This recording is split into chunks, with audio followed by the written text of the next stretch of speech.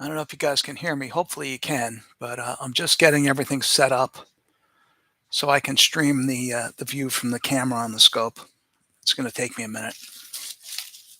Awesome. Great. You're really glad you're here, both of you. Hopefully we get some more people.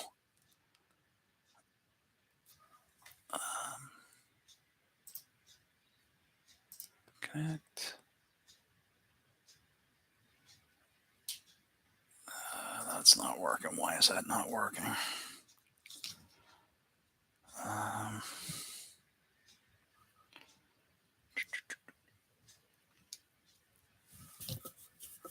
what's the IP address?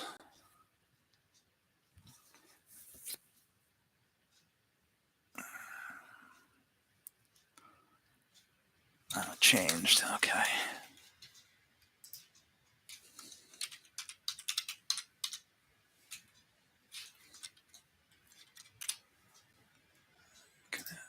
Oops.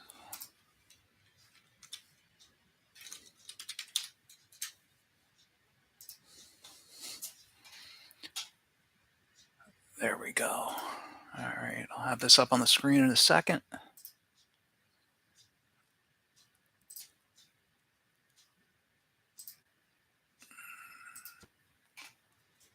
Okay. There. Okay. And I'm sure you guys can see that. So that's a live view of the moon right now. And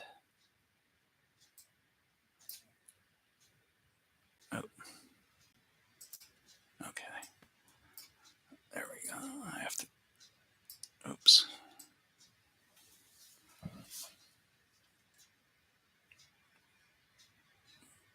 Mars is about a third or so of a degree away right now.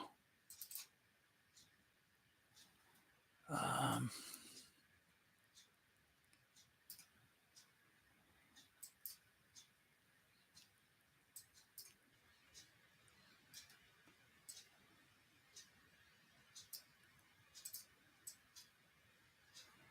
let's see. I'm just bringing it. Oh, here's the other thing I can do. I can go to Mars. And it should center Mars. Or at least get it pretty close. I was looking at Jupiter before, and unfortunately Venus and Saturn were in the trees, so I couldn't really see them well.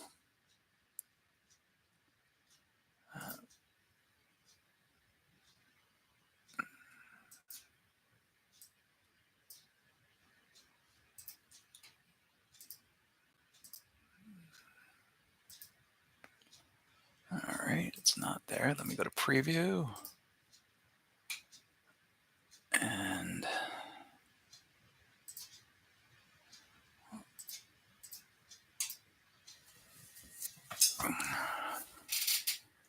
yeah, it's for here, I think it's 9:20. There it is. Okay. I'm not going to be able to do that. Let me.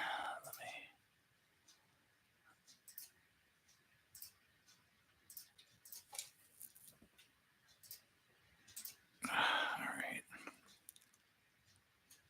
Let's go to video.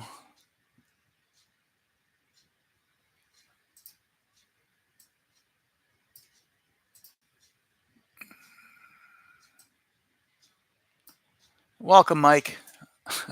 I'm Wayne, and my friend Kevin is on with us as well. I know it's going to be a little while before the action starts, but why am I not seeing Mars here? It should be there. Oh, all right. So I've got to go bring it that way.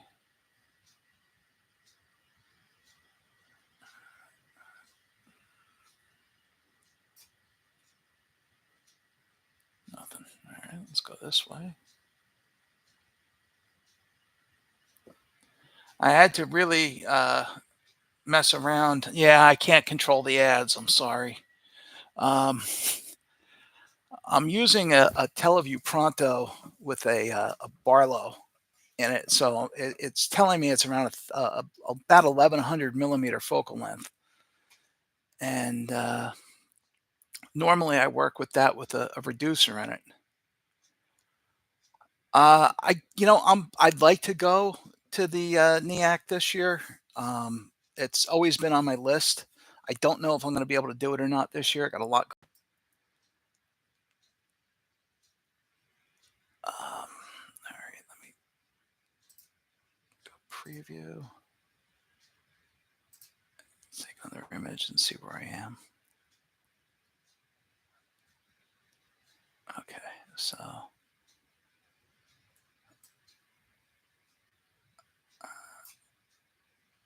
there. The what he's asking is the Northeast Astrophotography Imaging Conference, which is part of NEAF.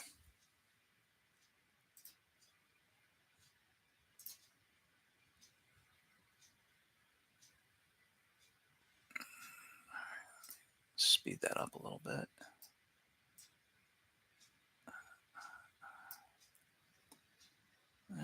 Take a picture.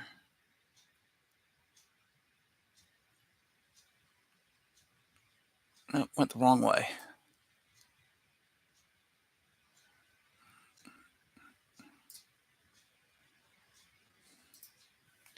This is a this is the thing I hate about planetary imaging is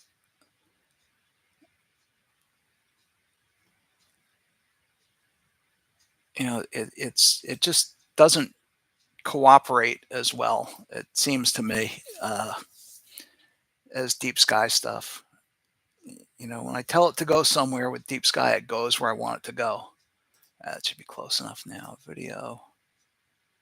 And there's Mars. All right, so let's drop that back. And let me center it a little more, and then I'll be able to zoom in on it.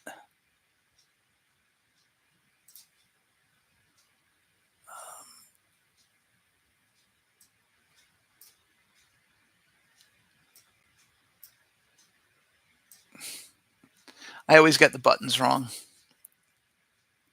There.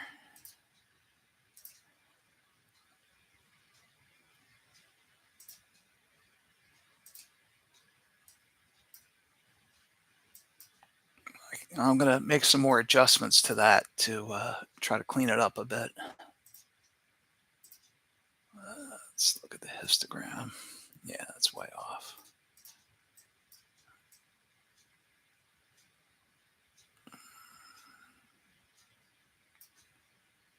There we go. Now we're seeing some markings. And let's see the blue. Back just a little bit there. What I'm going to do is I'm just going to center this up a little bit better, and then I'm going to take a short video, about 30 seconds, and it's going to take a lot of, actually I won't even go that long. It's shooting at about 215 frames a second, so I'll only go about 20 seconds for now. Normally, if I was doing this, I would go about 2 minutes, or, well, I don't think it would let me go that long because the files fill up. Okay, there we go. And now let me go back to here. This is one of the fun things about the ASI Air is I can do live stacking. It takes a couple of minutes, but that image that I just shot, the video that I just shot, yeah, I can't stack it in real time, Kevin. So now the Pronto is okay. Yeah, oh, the MP101. I'm jealous. And for the software, this is the ASI Air software. It's I've been using the ASI Air now for about 3 years, and I love it. It just makes astrophotography so much easier. It's not the best for planetary, but it's the best, in my opinion. It's great for controlling the scope and doing easy deep sky imaging. But if I was if I wanted to do this the right way, I'd be outside with the laptop and I'd have fire capture running. But I don't have a PC that I feel comfortable leaving outside, especially in the weather. This cold weather, damp weather. Not that it's damp, but um, I just don't feel comfortable leaving that outside. So my volume's good. You can hear me okay?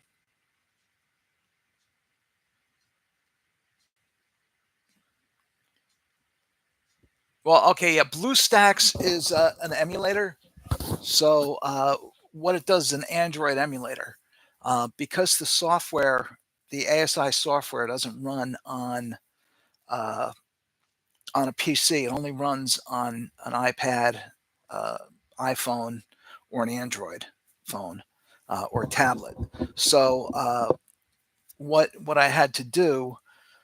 Why is it saying? Oh, that's why. I don't need that there. Um,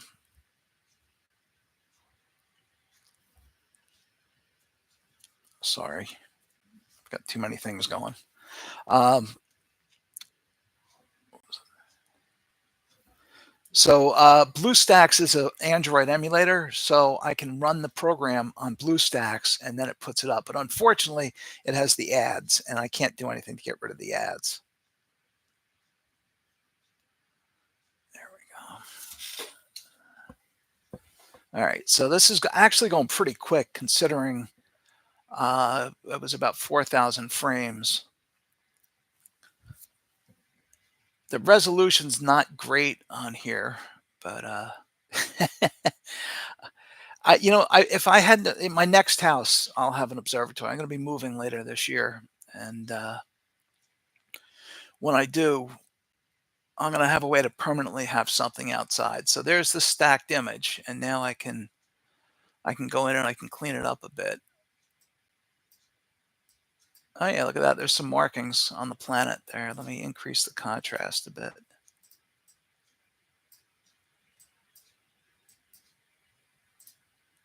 A little more on the sharpness. Oh yeah. Oh yeah, look at that. You can see the polar cap at the top and the dark markings in there. That's pretty cool. Let me save that. It's at 1,000 or 1,100 millimeters. Mars isn't going to be huge, unfortunately, but that's not bad, all things considered. All right, then I'll be able to. Yeah, the polar cap looks really nice. Let me see if I can. It is. I think it's what's the size? It's only around 14 or 15 arc seconds across right now. So yeah, it is small, but it's thank God the scope is focused. That's half the battle usually. And all right, let me get out of that. Come on.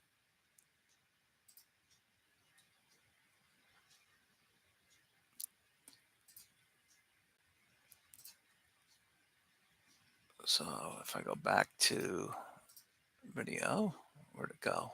Is it,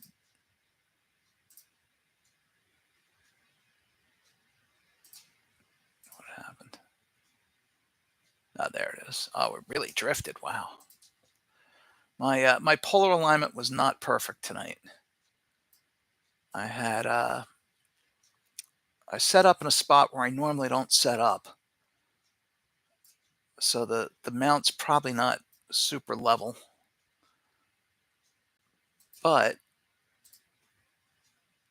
let me get rid of the crosshairs.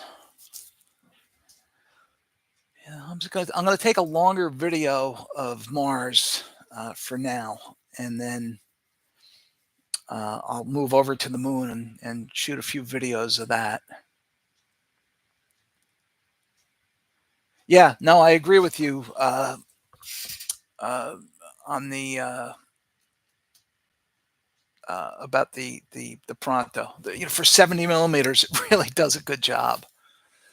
Mike.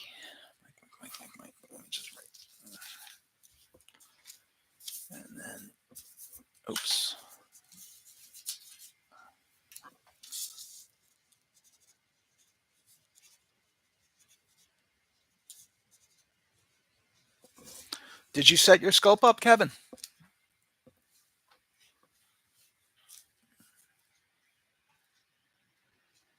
Where are we at here?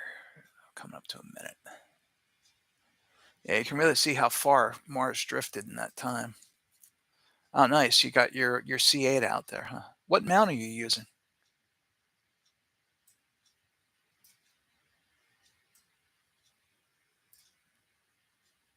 I thought you had sold. Did you sell that Skywatcher mount? Oh, you got a C8. I didn't realize you had one.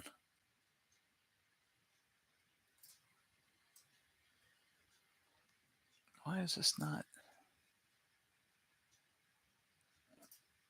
Oh, now it's doing it. All right. Lag. All right, let's do this. Let's go back to the moon. Actually, instead of doing it that way, let me go back to preview. So we're right about an hour away from when Mars should disappear. Okay, so the moon is just off of the frame over here. Let me get rid of the histogram for now.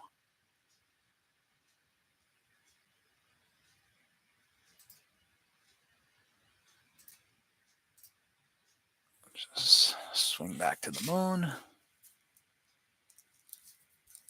Oh, nice. Oh, wow. Yeah, those LX those old Meads are really nice. Um, I like Mead. I'm disappointed that they went under. Although it looks like uh, there was they were trying to auction off all of Mead's inventory and all of Orion's inventory, and the last day of the auction they canceled it. Oh, really? Let me check on that, Kevin. If I can figure out how to do it, I'll do it. Let's see, where's the setting?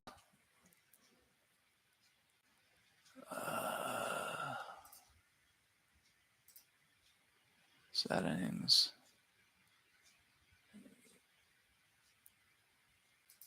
Display. Graphics. Games. Devices. Preferences.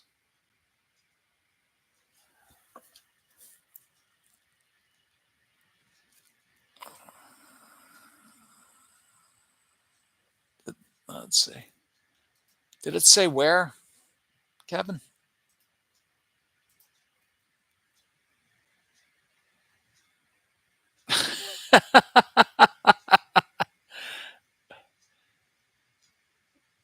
I don't know. Let me Google it real quick. That's not gonna. It can't plate solve the moon, and that won't work. There. Stop.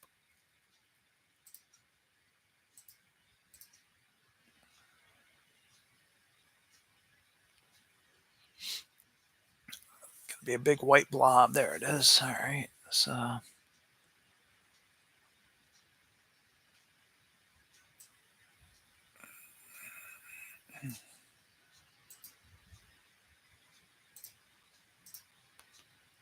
I'm full screen at the moment, so if you guys are chatting, I can't see it yet.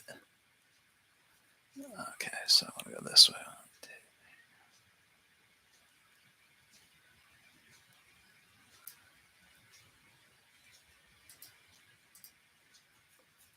And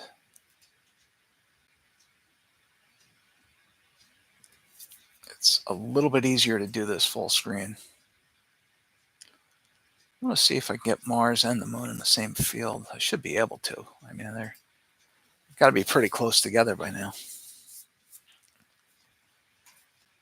When I was setting up earlier, they were, I'm going to say, about a degree apart, or 3/4 of a degree probably. They were just over my neighbor's house. Yeah, Mars, it should come in right around here, and then it'll exit right on the other side opposite. But let's see. think. Let me just see this for a sec. Yeah, I forget which Mario that is, but that was the one that I could see it. Let me see if I can find that. Oops, I didn't want to do that.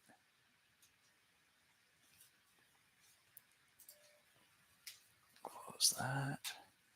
Let me just see if I can find this.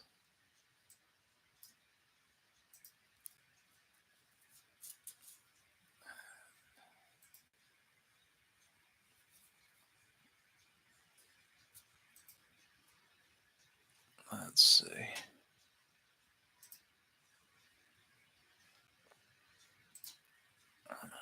There we go. What's it doing? No. Go here.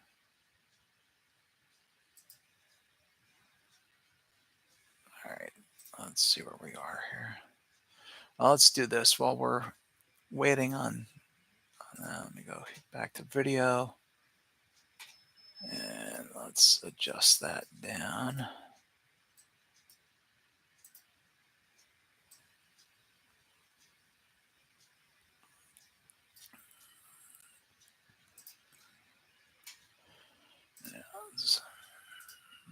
Zoom in on this region here.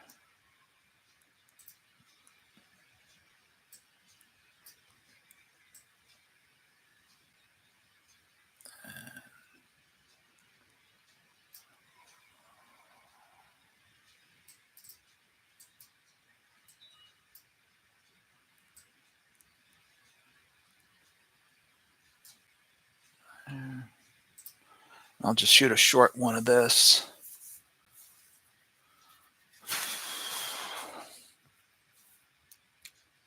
Not even sure which crater that is. Is that Copernicus? No, I don't think so. It's hard to tell right now. Let's see.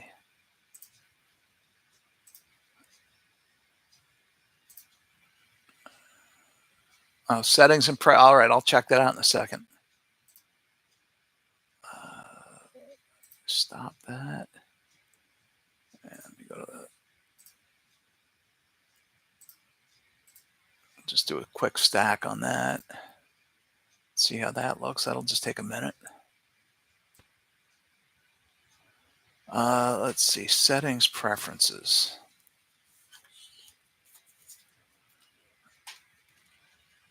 Let's see. Settings and preferences. Settings. Preferences. Yes. Ah, look at that.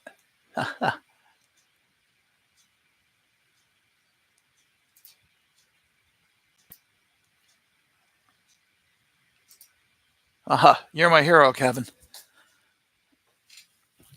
That's cool. Oh, that's so much better. I hate having those ads there. And it's not like I use it very much. You know, I don't mind to promote it and have the ads, but I don't know.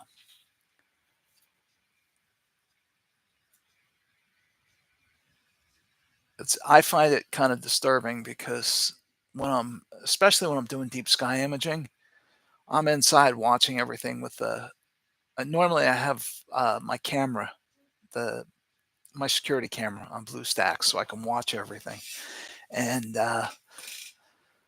right now, I have it on my phone, so if you see me looking over in this direction, that's because I'm checking the security camera. But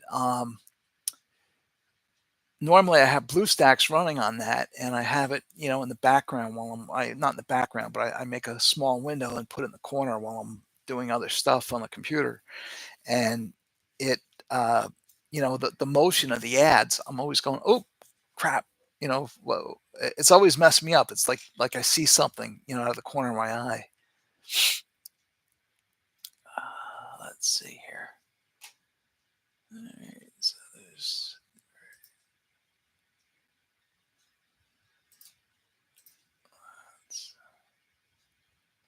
All right, so yeah, this will probably take about 3 minutes or so, 4 minutes to stack. What I find too with the live stacking, it's not great on the ASI Air. It's fine for capturing the video, although it does cap out. Um, with my other camera, my guide camera, which is really a dedicated planetary camera, um, it's just a 2 megapixel camera, but that'll shoot. I've been able to get almost 300 frames a second with that camera. With this camera, the bigger, it's my main camera, I get about 200. Uh, the best I can do is about 200 frames a second.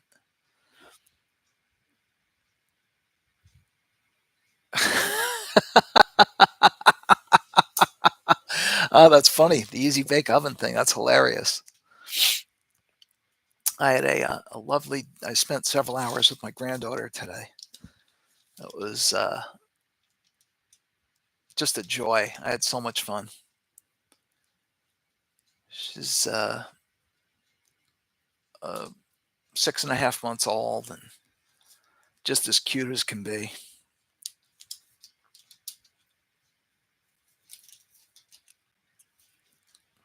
And she loves me. I walk in the room and she smiles.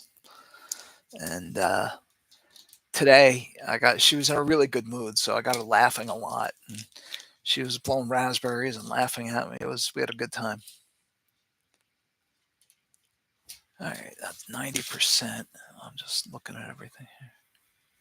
Yeah, that's well. Do you have grandkids yet, Kevin? Does Sean have kids?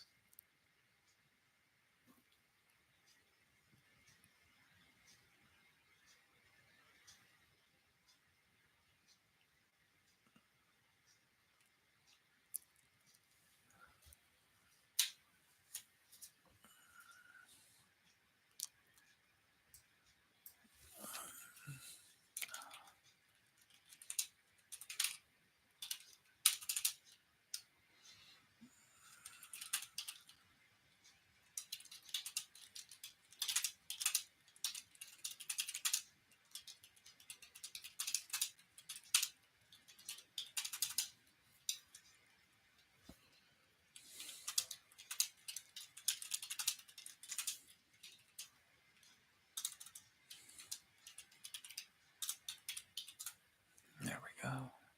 Edit.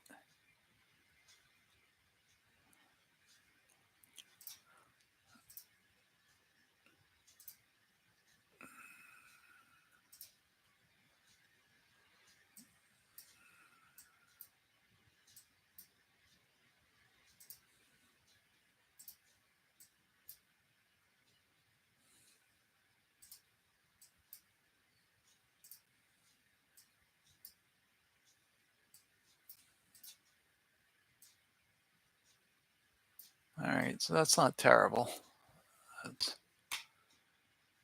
And now once it's stacked like this, I would take it and bring it into another program that would sharpen it a little bit more, and then I would pull it into PixInsight and really clean it up there.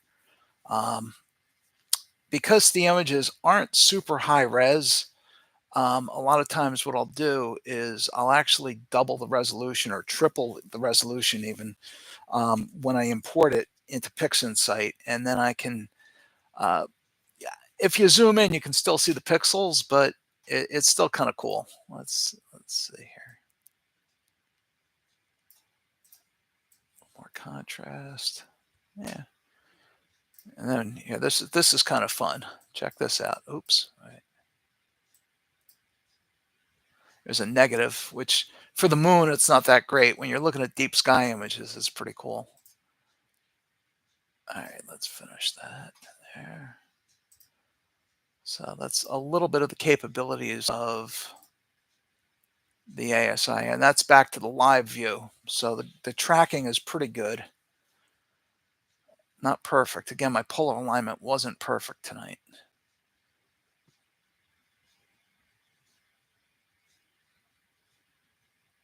Okay, enjoy. So let's see here. All right, let's go back to a wider view.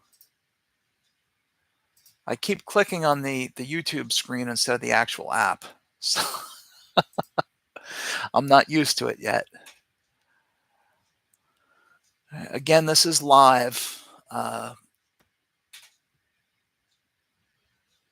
And let's see if we can get Mars in there yet.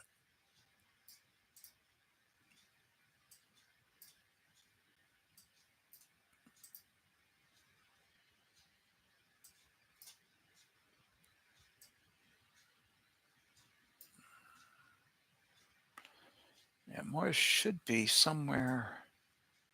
Oops.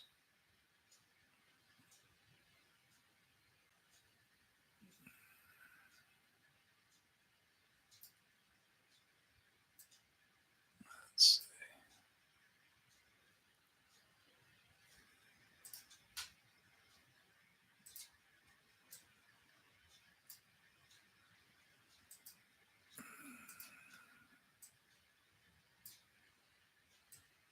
Now, I know the moon's getting blown out there, but I want to see if I can find Mars.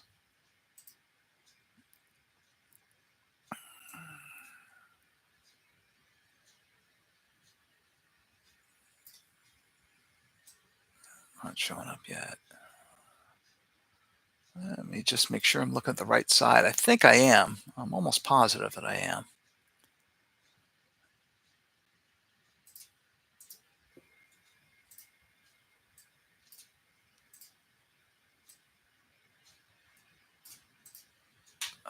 Let me take a quick peek at Stellarium and see what's going on with that.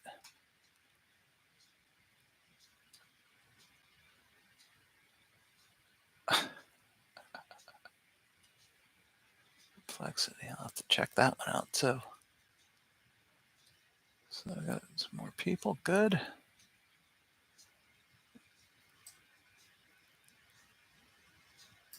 Yeah, let's.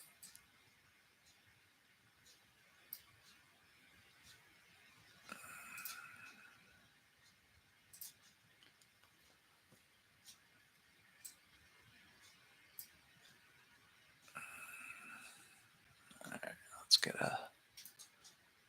shoot a little video on this, and then we'll go back to Mars.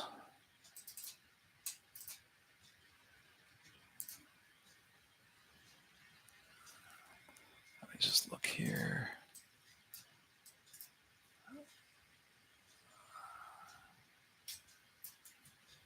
Come on. All right. So hopefully the people watching have watched. It's still a good distance away here.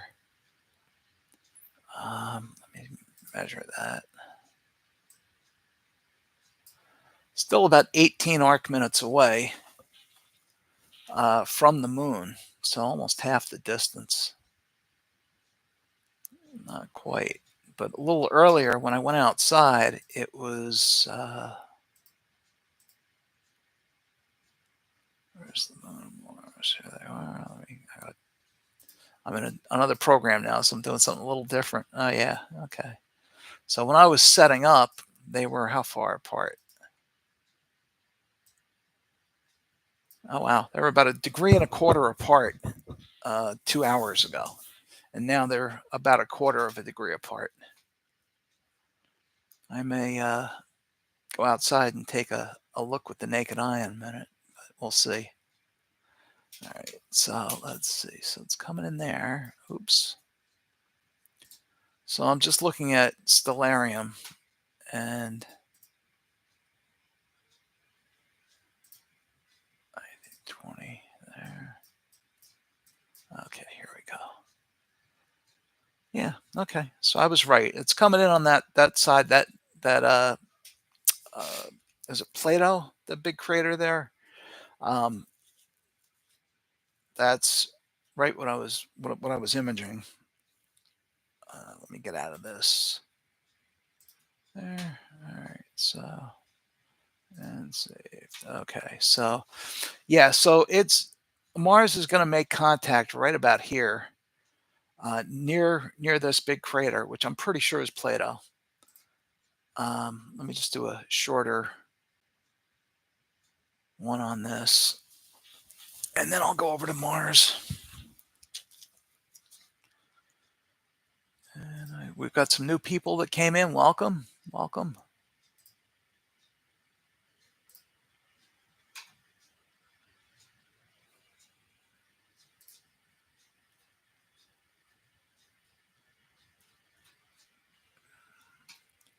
All right, let's stop that.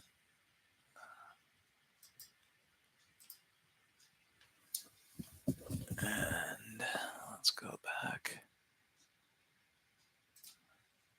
to Mars.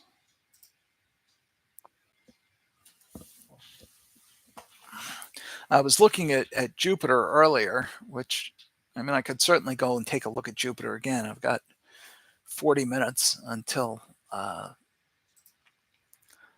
it makes contact.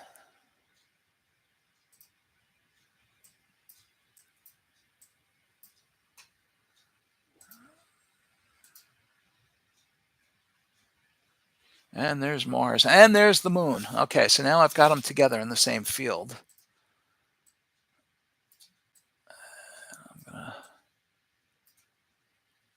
All right, so even like this, you can see, the moon is just visible there,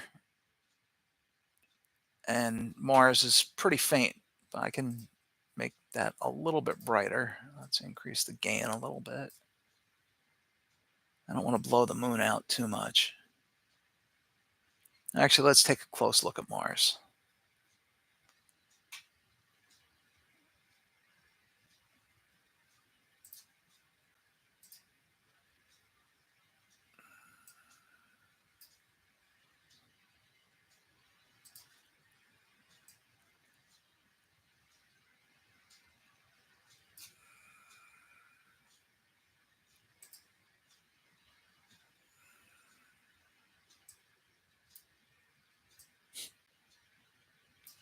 All right, so whatever direction I want to go, I have to press the opposite button, and that'll do it.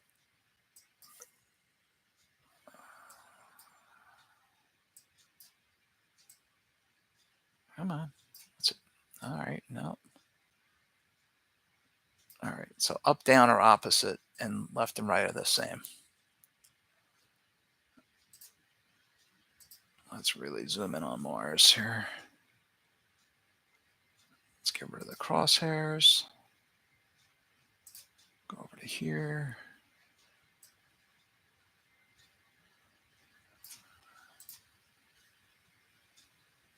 That's pretty good. All right, so we'll take another short video on Mars. I'll only go about 15 seconds.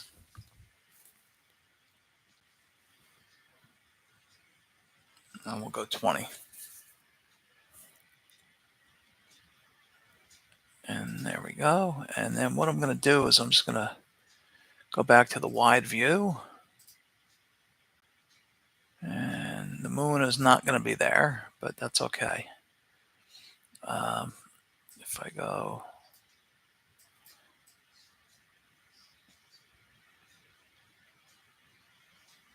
And there's the moon.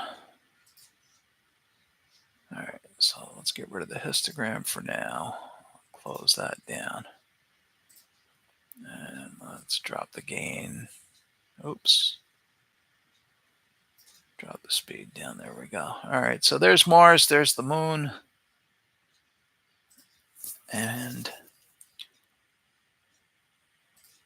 let's do a quick stack on that Mars image. And I will be right back.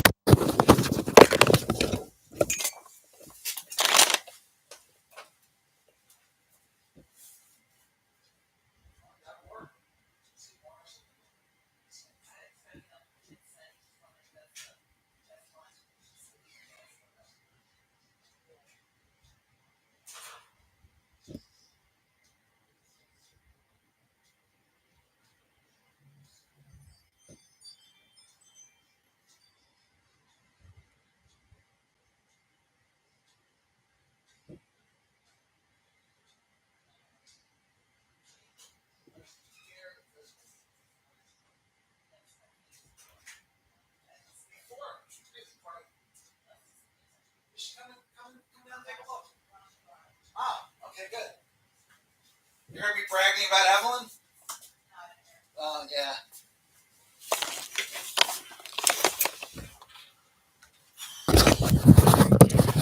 Well, I just went outside and took a look at Mars and the moon. And Mars is barely visible with the naked eye. It's really amazing. It's really cool. So this will take about another, well, it's been going for what, a minute and a half, not even. So this should take about 2 minutes to stack. And then I'll do a quick cleanup on it, which will just take a minute. Like I said, we've got plenty of time. Mars isn't going to make contact with the moon until about 9:20 my time, or at least for me, I should say. I'm sure many of the people here watching are on the East Coast with me.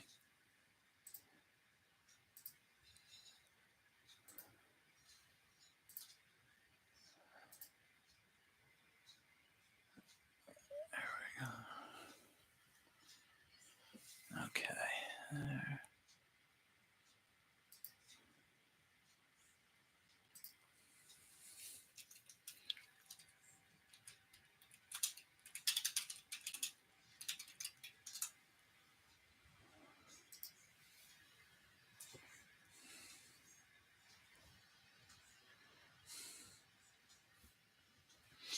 I just threw a question up there just to see where everybody's from that's watching.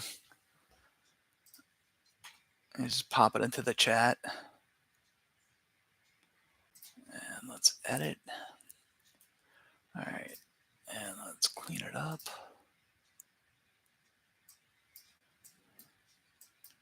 Oh, yeah, there we go.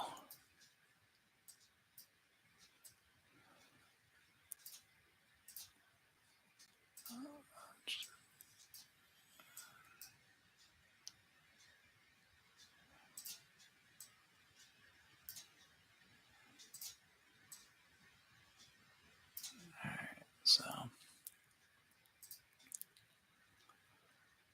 So now there's Mars. You can see the dark markings on the planet. All right, let's end this Q&A because all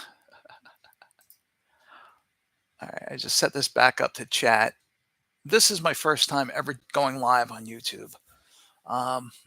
Yeah, this can actually be a bit sharper, but let me just see what this will do. What'd that do to it? Oh, it made it terrible. You can over sharpen as well, and I think I over sharpened quite a bit there. That's better. Well, it's not better yet, but it's getting there.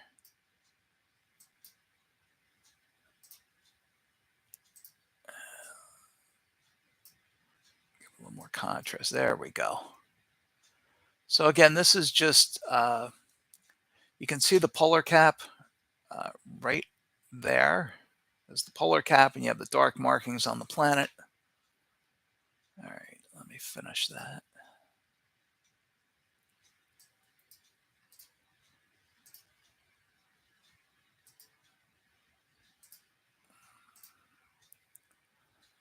All right, and there's our live view again. And let's make a little adjustment. Oops.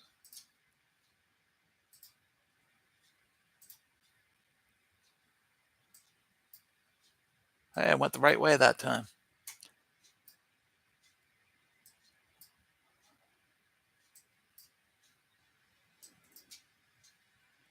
Wow, look at that. Went the right way both ways that time. Okay, so again, if you just joined us, we're looking at the moon and Mars. The moon obviously is over here on the right, and Mars is that little dot right there, which we were just taking a closer look at it. And when the two are closer together, Mars is closer to the moon, I will zoom in. Right now, I'm shooting at 1080p. In 1080p video, I'm going to shoot probably at this is VGA resolution right here, which is right in the smack dab in the middle, so we're not going to see anything.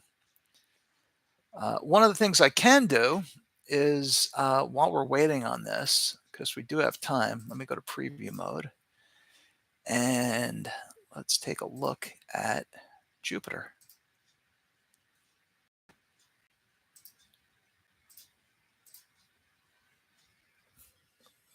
The scope is going.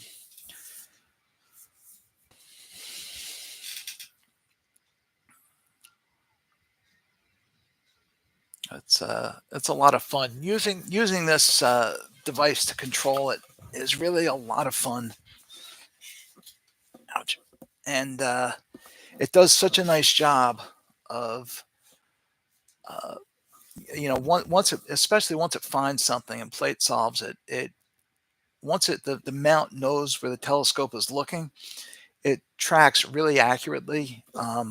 For it's a Skywatcher HEQ5 Pro mount, which is kind of the lower end uh, of the Skywatcher mounts. All right, that's got to be there. I bet I'll put money on it that it's there. It's going to be in the field. And there it is. So let's go to video mode. It's practically centered. Video. And there's Jupiter. Now let's see if I can do it the right way this time. Nope, I went the wrong way.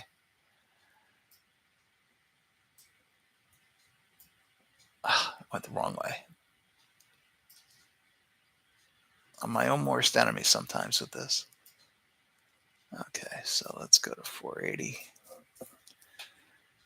And Jupiter's looking nice. Let me make it a little bit brighter. Let's go down to 2 milliseconds. I want to look at the histogram. Increase the gain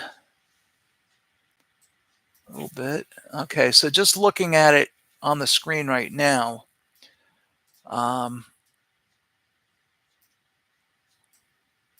let's come on to, there we go. Let me just adjust the position.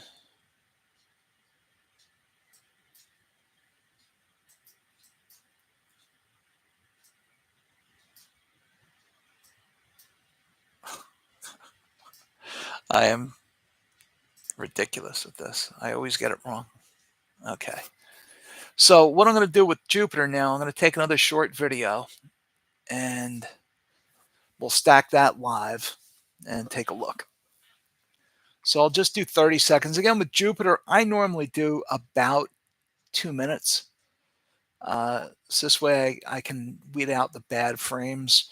The whole point of this technique is called lucky imaging. And the way that it works is you shoot high frame videos. Again, I'm shooting here at about 115 frames a second. And then what the software will do is it'll find the best quality frames where the seeing is good, and it'll stack just the best frames. It'll stack like the best 20 or 30% or whatever I tell it. I'm not even sure what percentage this software does it at, but let's take a quick peek at what we just did. Jupiter stack. So again, that's only about 3,000 frames. It should only take about a minute or two to stack. And let me just go on Facebook and just put a note out about this.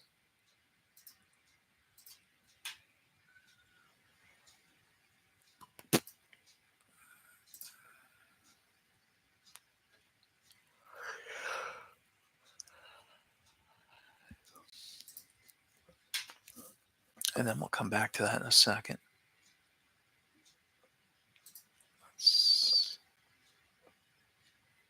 What's my live stream?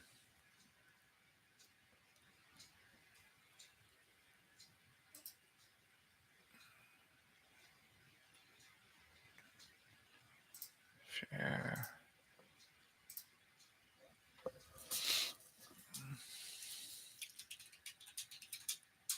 Oops.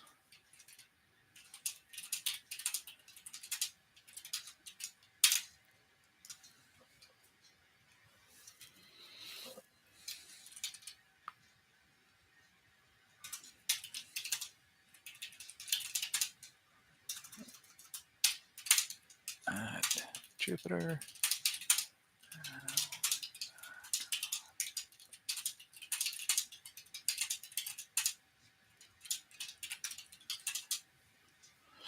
All right, there.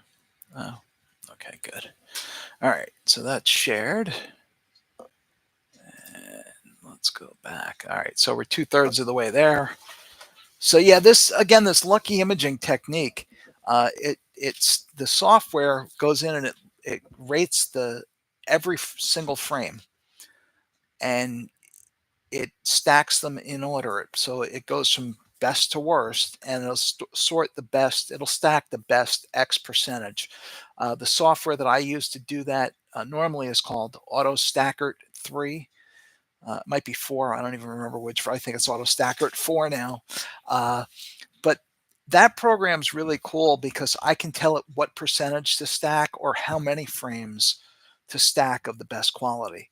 And normally, I usually do 15 to 20% of the best frames, depending on the target and how many frames I actually caught. There are videos or there are images I've done where I've used 50% of the frames, where it was a night of good seeing. There was a night, I'll never forget it. It was September 19th, 2021. And the seeing was just spectacular that night. I was set up.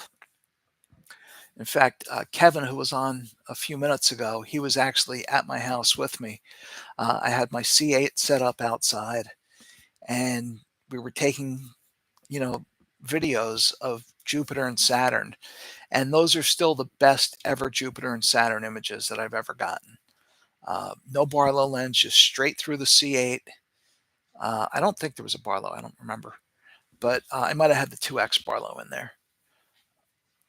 But tonight, setting up, I've never used, I've used the Barlow lens in the scope that I'm using tonight, but I've never done imaging, planetary imaging with this scope other than the moon, or if I'm set up for deep sky and I'm using this rig, which has a focal reducer on it when I'm doing deep sky.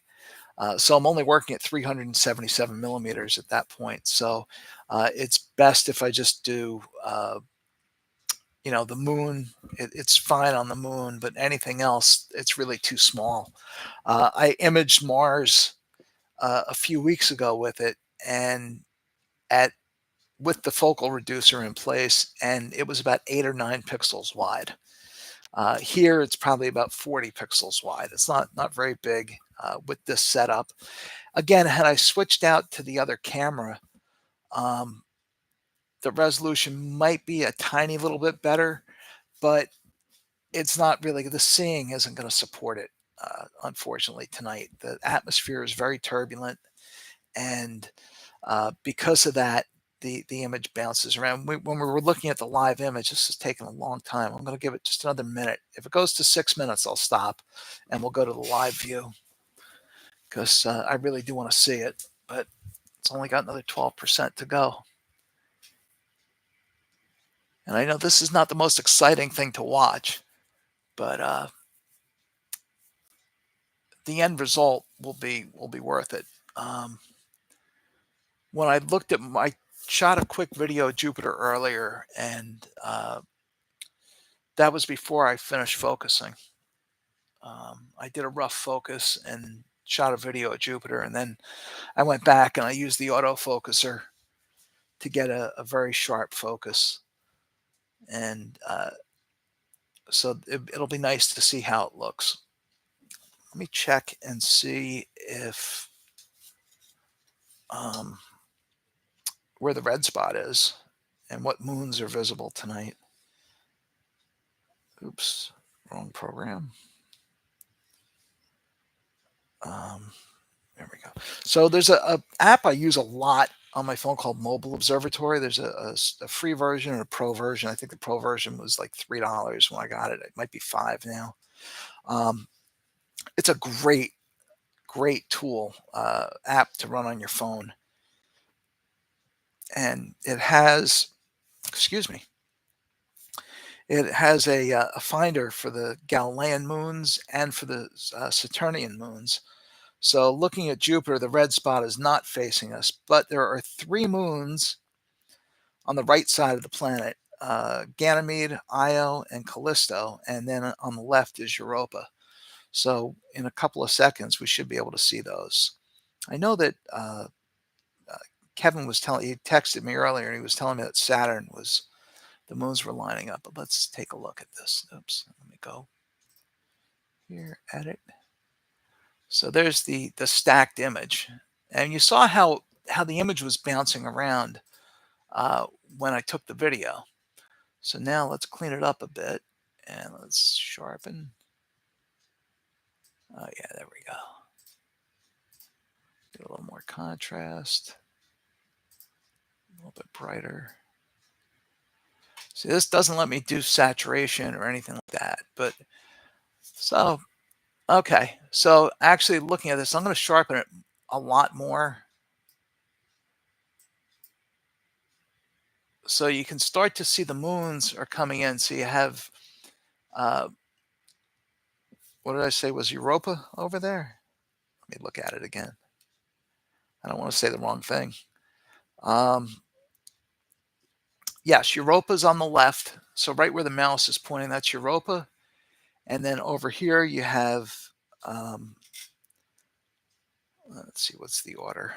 It's so Ganymede, Io, Callisto, those three right there. And what I'll do is I will post these on the group Facebook page, on the Astro Guy podcast Facebook page, when all these finished images, when I actually process them properly. All right, let's go take a look and see what Mars and the moon are doing. Let's go preview. And let's go back to Mars.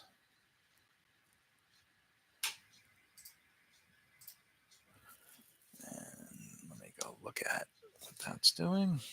And okay, so there, that's slowing to the target.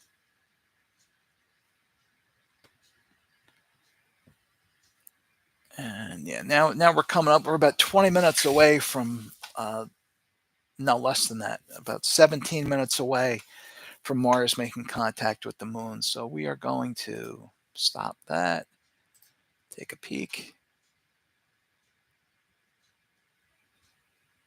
And there we go. So we've got the moon and Mars together. Let's go to video. Let me do a regular exposure, but I'll do the shortest I can do, which is 1,000th of a second. And even with 1,000th of a second, the moon's still so bright. Yeah. So, all right, let me go to video. And let's go to 1080.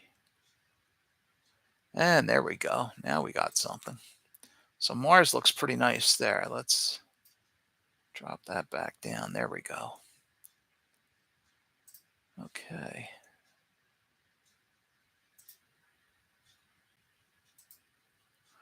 So yeah, you can see how much closer Mars is now than it was before. And right now I have this set. It's too bright for me to video it at this point. I will take a video, so I'm going to mess around with these settings a bit. So it's going to make everything a little bit dimmer. There we go. And I'm going to adjust the blues a little bit. I always try to get the red and the blues as close to on top of each other as I can. That's pretty close. All right. And let's get rid of the histogram and let's take a video. So this is the same resolution, not pixel size, but the same resolution as the planetary camera shoots. It's 1920 by 1080 resolution, which is 2 megapixel. The camera that I'm using is actually a 9 megapixel camera, but for video, that high res doesn't really help much. And with planetary, you want higher resolution, but you also want spatial resolution. So you want to get a longer focal length so you can see more. And so it's saved that. This shooting at this resolution at the frame rate that I'm shooting, the files are big, and I'm not gonna stack that file now, but I will show you real quick. Yeah, that's 41 seconds long, that video. But here's, I mean, this is what we just saw. So I don't need to play that again. Let me just go back to the live view.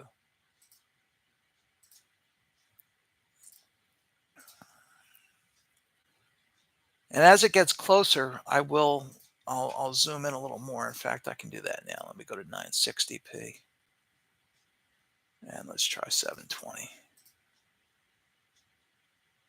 All right, there we go. That's getting exciting.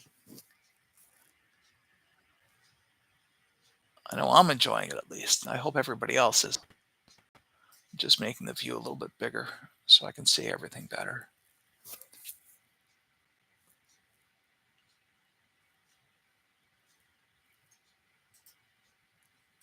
Is it there at 480 yet?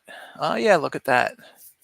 At 480, when I'm doing planetary with this camera, I typically shoot at 480 resolution.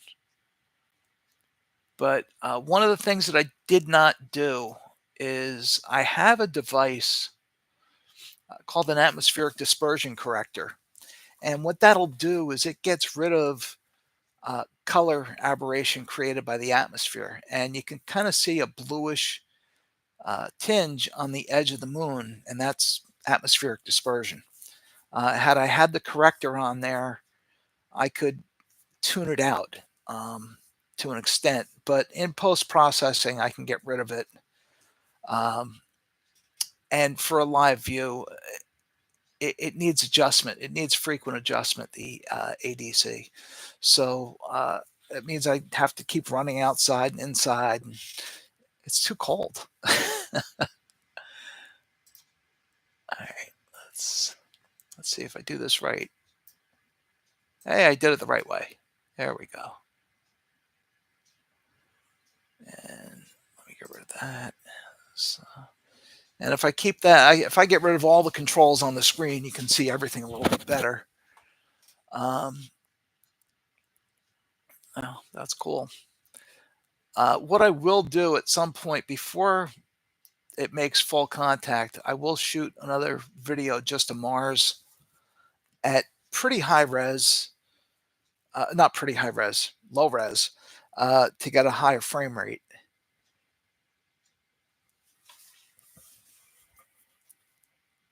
And I'll do that probably in about, let's see, it's 9:09. I'll probably do that in about 5 minutes, not even, probably about 2 minutes.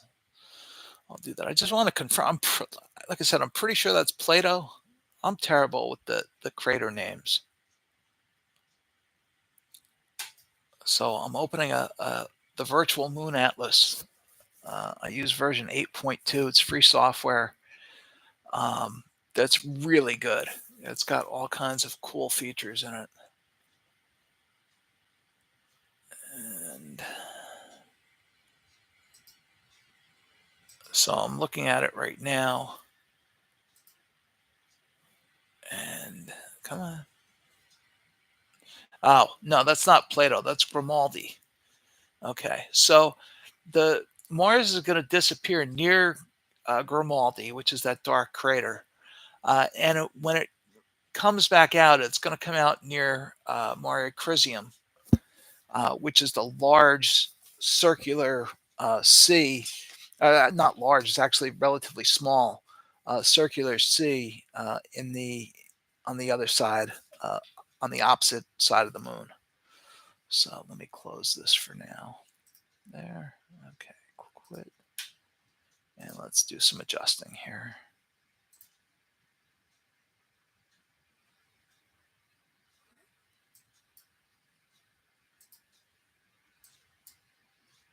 All right. We're going to do a quick video just on Mars.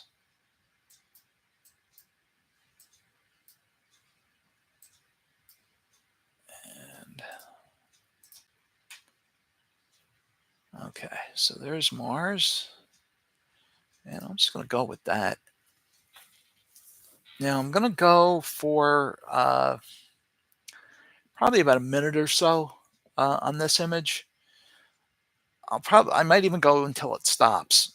It's only going to be a few minutes, but it will, not even a few, at most 2 minutes. And I don't think it's going to be that long, to be honest.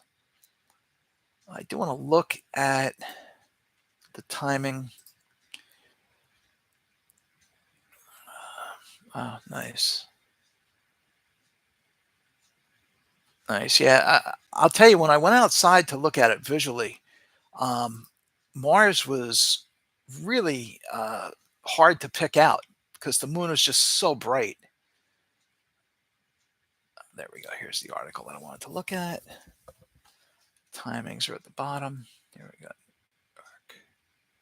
So yeah, around 9:21 p.m. is when it's supposed to disappear, and then it'll reemerge at 10:37 p.m. That was an article that I found on space.com, and we're at a minute 12. So 9:21, so a little less than 10 minutes from the moon making, or from Mars making contact with the moon.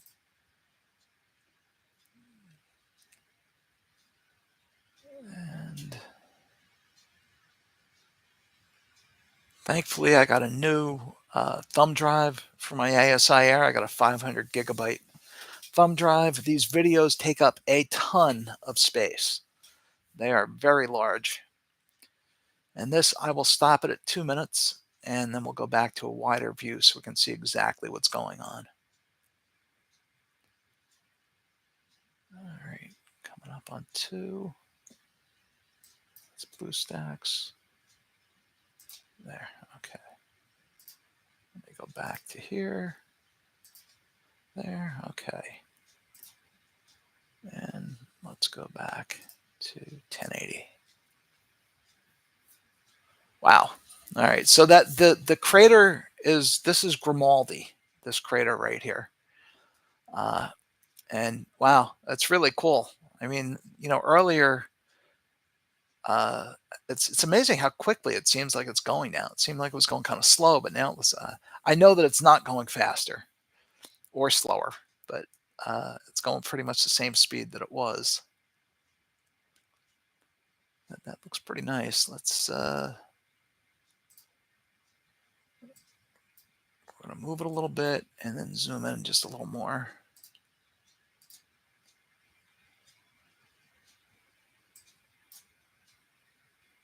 That's pretty cool.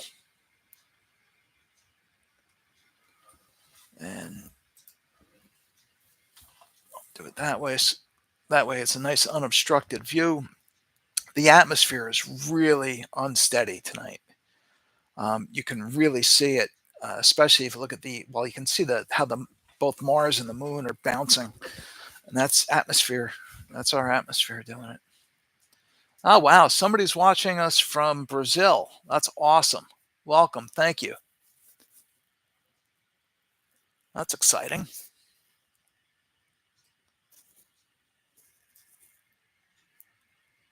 And wow, this is cool. Let me see. All right. So we're about 6 minutes away from Mars making contact. And I'm just going to double check that. I'm going to open Stellarium for my location. And let's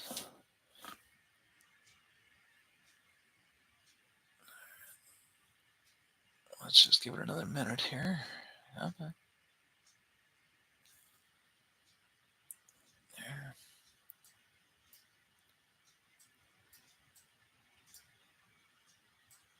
Come on.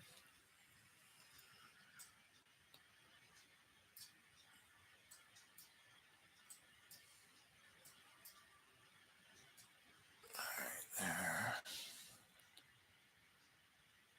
Let's go here. So according to this, 19. Yeah, right around. Oh yeah, 9:21. Yeah, it looks like it'll make contact right around 9:20, 9:21, and it'll take about 2 minutes to disappear, or a minute or so. I don't know. We'll find out. We're gonna find out together. Let me close that. All right, wow, yeah, it's really getting closer. That's nice. Let me just center it up a little better.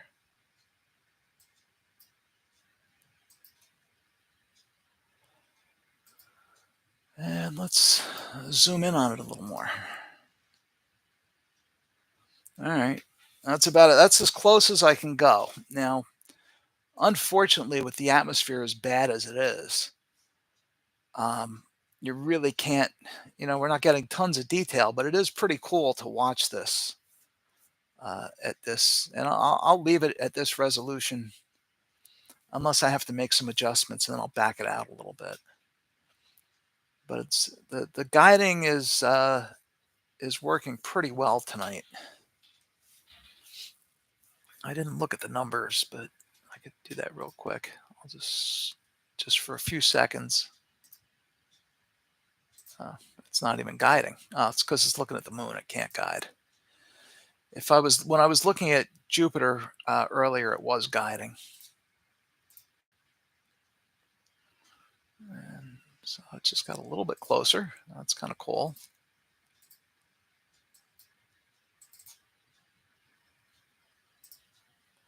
All right, and we got some more people that came on. Welcome. Let me just do that.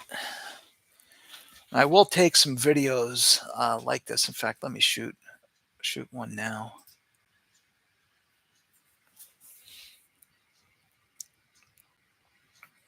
The display doesn't affect it, and I know it you can see the speed down at the bottom left. It says it's shooting 215-ish frames a second. The display on here is only about 30 frames a second, so you're not seeing all the frames. And I know YouTube can't display at that frame rate. I don't think it can.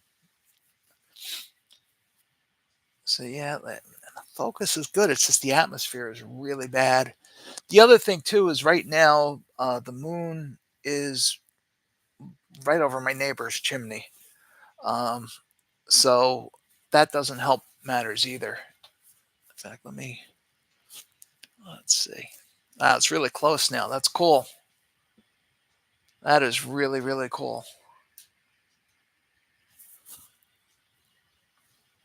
Wow. I'm just going to zoom out a little. Oh, wait, I have to wait till the video stops and then I'll zoom out. I'm going to stop it at 1.5 minutes. I don't know how the software is going to react to it because Mars is going to be moving compared to the moon. But just having the video, I think, is kind of cool. Yeah, I'll stop it and go back to it in a sec. Let's go a little bit wider. Yeah. And remember before, this is where we were. Wow. So, before, when we first started looking at this earlier, Mars and the moon weren't even in the same frame, but we're going all the way in here because we're moments away from Mars making contact. Oh, that's wild. I just want to make a quick adjustment. Darn it.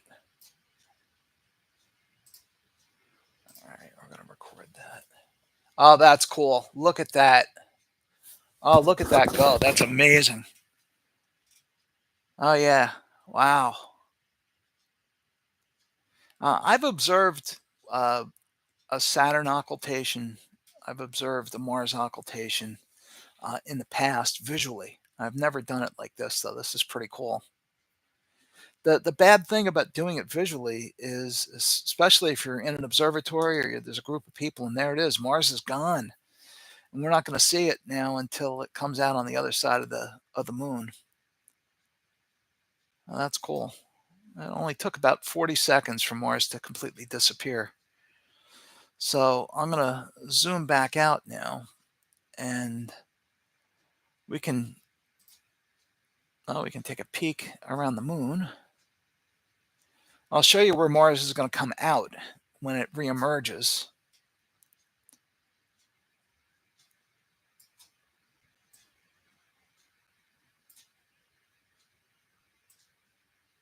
Hey, I did it right both times. So it should reemerge kind of right over here in this area. I'm not exactly sure where, but it's going to be in this area here. And that's going to be at 1037. So what I'll do is, well, I mean, for now, I'm going to keep, we'll keep looking at the moon. We'll take some images, and I'm going to go over to the crater Tycho, which is one that I can always find. It's a big bright one there.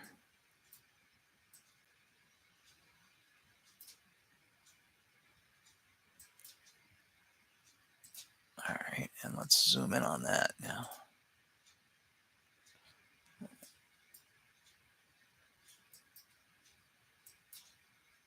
All right, so what I want to do, I'm going to actually adjust the gain and the brightness, because the gain and the not the exposure, but the gain. That's too bright. It's just too much light coming in. I try to keep the histogram, which is what these lines are, uh, try to keep them between about 40 to 60%. And that's kind of right where we are. And I know it looks a little dim, but it's better to have it dim now and then increase that brightness later. It's much harder to do if you overexpose and get things too bright from the beginning. It's much worse, but this is a much easier way to do it. I found at least that doing it this method works better. So one of the things I'll talk about real quick is we've got some really interesting things coming up on the channel. If you watched our most recent video, which was 2024, the year in review, at the end of that video, I talked about some things that we have coming up that are going to be new. So we're going to be including every month, we're going to do one challenge deep sky object, one or two, depending. And they're going to be tough. They're not going to be real easy to find, but they will be doable. I'm trying to only use objects that I've actually observed with one of my scopes. And for this particular, for the challenge objects, that's mostly going to be if I could see it in my 8-inch Dob. Oops, I went the wrong way again. I'm going going all over the place the wrong way. All right, let's go to a wider view. There we go. Okay. I don't know why I just can't get it right with the buttons, but it's still fun. What I can do is, and I'll ask the people that are still watching in the chat. People are dropping off. Well, hopefully they'll come back when Mars reemerges. But I want to actually look right on the limb here. There's some really cool things. If we zoom way in on this, there. All right, let me zoom out just a little bit there. So this is kind of cool. You're seeing like this dark indentation right here, and that's just a dark crater that's not getting much light. Um, Not sure if that's near the pole. I think that is near one of the poles, but I really am not 100% sure. That's the southern part. It's near, yes, that is near the South Pole. So let's take a quick video of that because that's pretty interesting.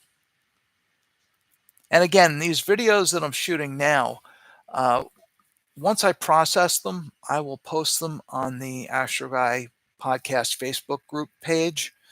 And that way anybody can look at them there. And I'd encourage, if you took pictures of this, to please share them as well, or wherever you are. I think it's awesome that we have people from Brazil and Pennsylvania, at least, and I know there's people from New Jersey on watching, and hopefully from other places as well. All right, and we're going to go a minute on this one, and then I'm going to stop. And then what I'll do is I'll probably go back to Jupiter for a couple of minutes. And I may even refocus between just to double check the focus. It looks pretty good. From what I'm seeing, it looks pretty decent. Again, with the Barlow lens in there, it's not going to be the utmost quality. I was gonna set up my C8 for tonight, but the weather the last few nights was way too windy, and I needed to collimate it before I used it for planetary imaging. So I wasn't able to do that because of the weather. It was just too windy to try to get out there and use it. So with the Pronto, it's a bit more. It stands up better to the winds than the bigger scope does. Uh, but I mean, at 1100 millimeters, it was, to me at least, it was really cool watching Mars go behind the moon. And it's going to be fun in about a little over an hour when it comes back out. All right, we're coming up on 2 minutes. I'm going to stop it at 2 minutes.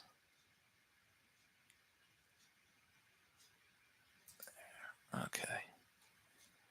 So that's done. I am not going to do any stacking on that now. I'm going to go back to my preview mode.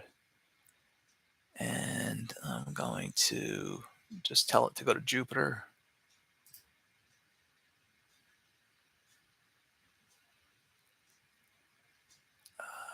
Jupiter's, it's on the other side of the meridian. All right. So we're not going to look at Jupiter yet. But what we will do, and I mean, I can go to the other side. Actually, it doesn't matter. I'm not guiding, so I can go to the other side. If I was guiding, it has to recalibrate. It might do the recalibration. If it does, it only takes a minute. It's pretty quick. But Jupiter's about at its, it was just about, it's just crossed the meridian. So it's going to be, we're going to be looking at it through less atmosphere than if it were lower.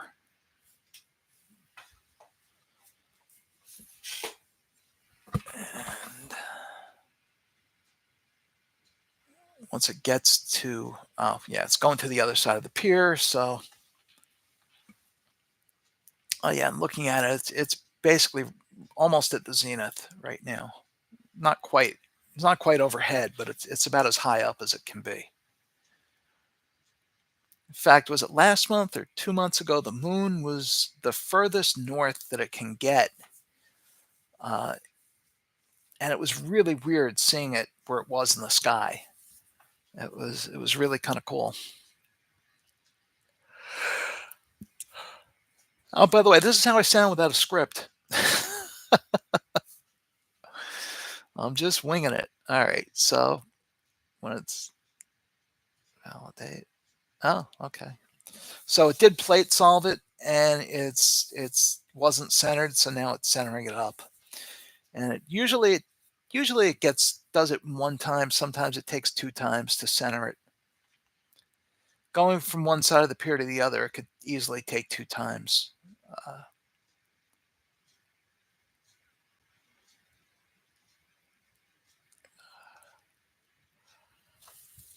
Excuse me. All right, I'm going to stop it, and we'll take a quick peek. My guess is it's going to be centered. And there it is, almost centered. So let's take a look at Jupiter. And we're going to increase the gain.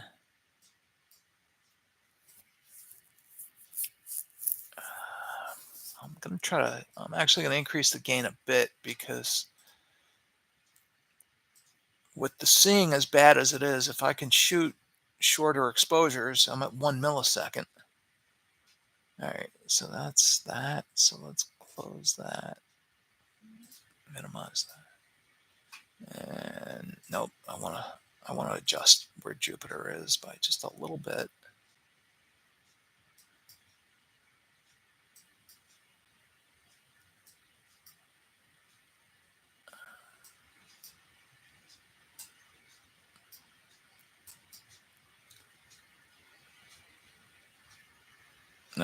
The lag. There was a lot of lag there. I was hitting the button and it wasn't moving. So there's a bit of lag. That's unusual, but it does happen sometimes.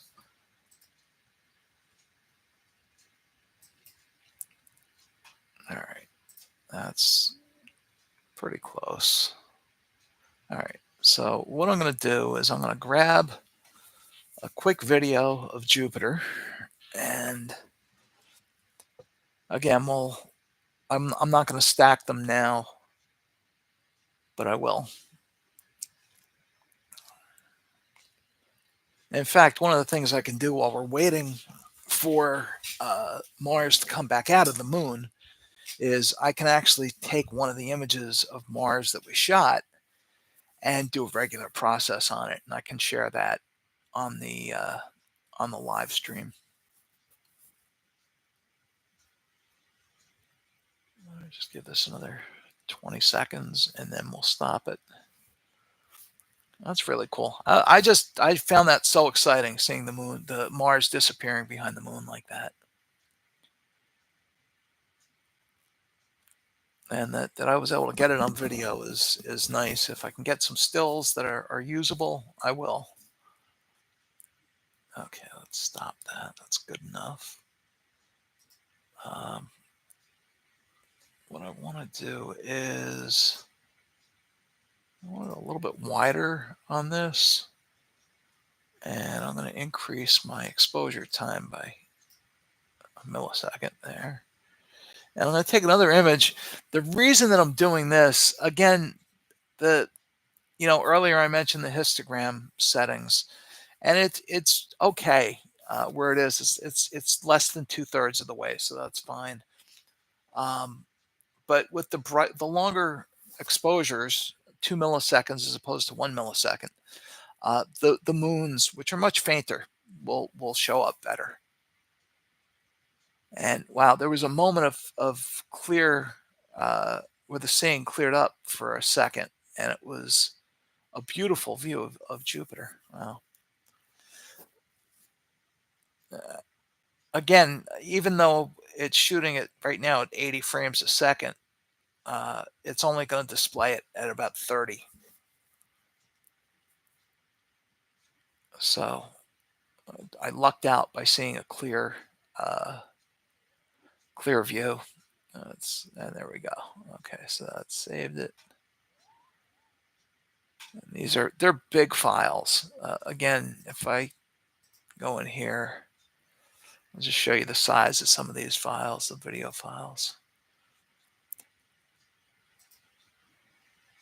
Oops, that's not going to tell me that. Oh yeah, here it's 3.99 gigabytes, so 4 gigabytes. Here's 2 gigabytes. That was what I just did for a couple of seconds, and it's 80 megabytes. So these are big files.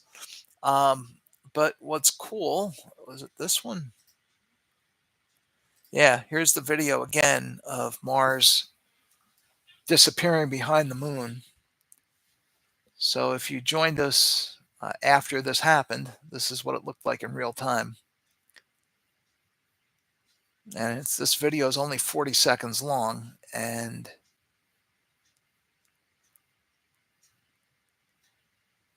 you know what, I may have done 2 videos.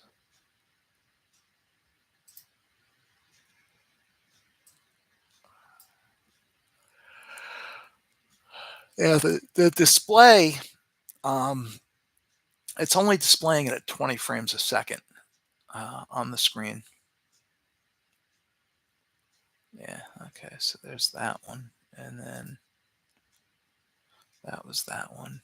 Oh, shoot, I didn't get the whole thing. I must have done something wrong.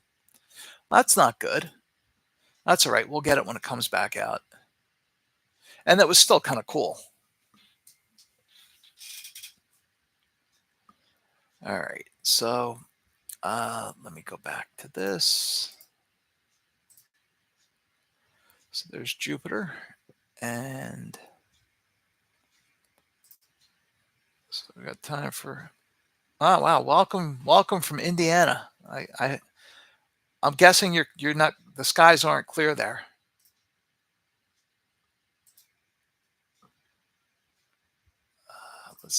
So we just did that uh this no, that one. That's the one I wanted. So if it's not going to take too long, I don't want to waste a lot of time because it's not fun to watch. Yeah, this is going to be boring. So what we're going to do is I'm going to go back to the moon for now. Or, one of the things I could do for fun. Um, oops, let me go into preview mode. And, nice. I'm glad it's clear where you are. It's beautiful out. It's cold here, but really crisp and clear. Just the seeing is terrible tonight. All right, so let's do something a little fun.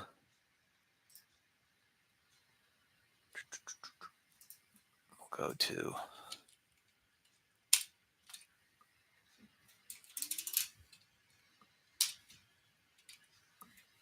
let's see how that looks.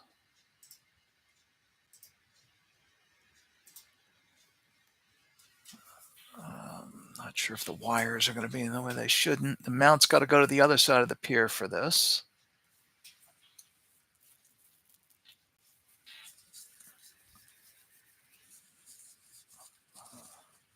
That doesn't take that long. It's about halfway there. And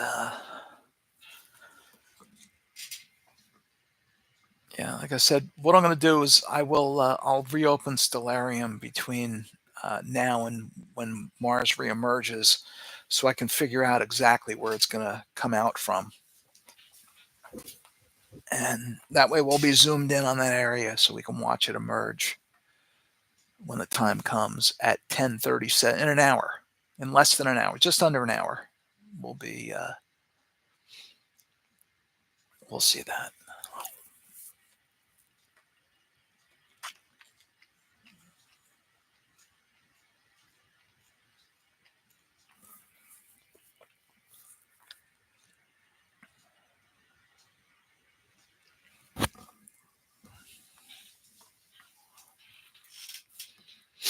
All right. So it's centering now.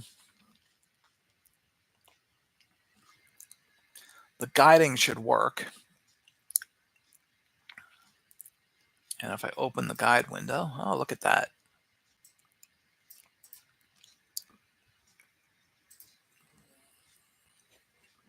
Turn on the guiding.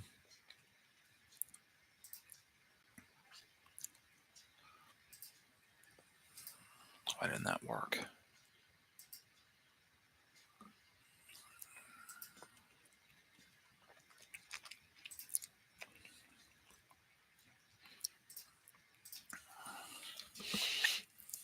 So I'm just going to take a little 5-second exposure on M42. And that looks nice. I just want to, I don't know why the guiding is not working. Calibration's good. Let me clear it.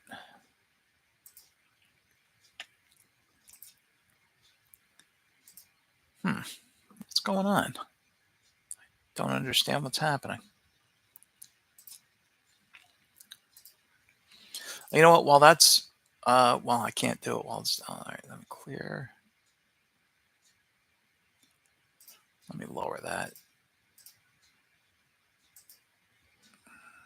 I don't understand why it's not guiding. Oh, I know why it's not guiding. I have this set to lunar instead of sidereal. There. Now it will guide. I gotta stop it. No, that's weird. I don't know why it's not working. All right. Well, we'll do something a little bit fun. I think it's fun, at least. Let's do some live imaging and live stacking. So what I'm going to do is I'm going to do real short exposures. I'm just going to do 10-second exposures. And I don't even have calibration frames saved on here. So stack duration, we're only going to go about, let's go 20 minutes. And this is, so earlier I was talking about some things that we're going to be doing in the future on the channel. And, uh, come on, there. Okay. So, um, in the future, we're going to be doing live streams of EAA. And when we do EAA, I'm going to be doing exactly what I'm doing right now, which is live stacking of the image. And what this is going to do now, normally I'd be guiding also, and I don't know why the guiding isn't working right. But as this goes, you're going to see at the bottom stacked and ignored, and now it says 1. And the more images that stack, the more detailed this picture is going to get. So every stack is 10, every exposure, so it's 10-second exposures. Now that's 20 seconds. And you can see it's cleaner already. Now it's very bright because there's a full moon. I'm not using any kind of nebula filter or anything. And the moon's going to wipe this out. But I can combat that a little bit by playing with the histogram. Okay, there's a problem. There we go. Okay. Oh, it's definitely cleaner. A lot of the noise is already gone from the image with just 30 seconds or 50, about 50 seconds. Okay.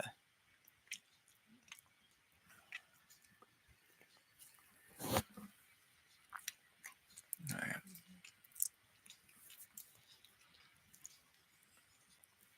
So as this image builds, it's going to get more detailed. So you're going to see the reddish areas start to fill in here, and it'll look white, but this is actually bluish over here. This is M43, and here's M42 here. But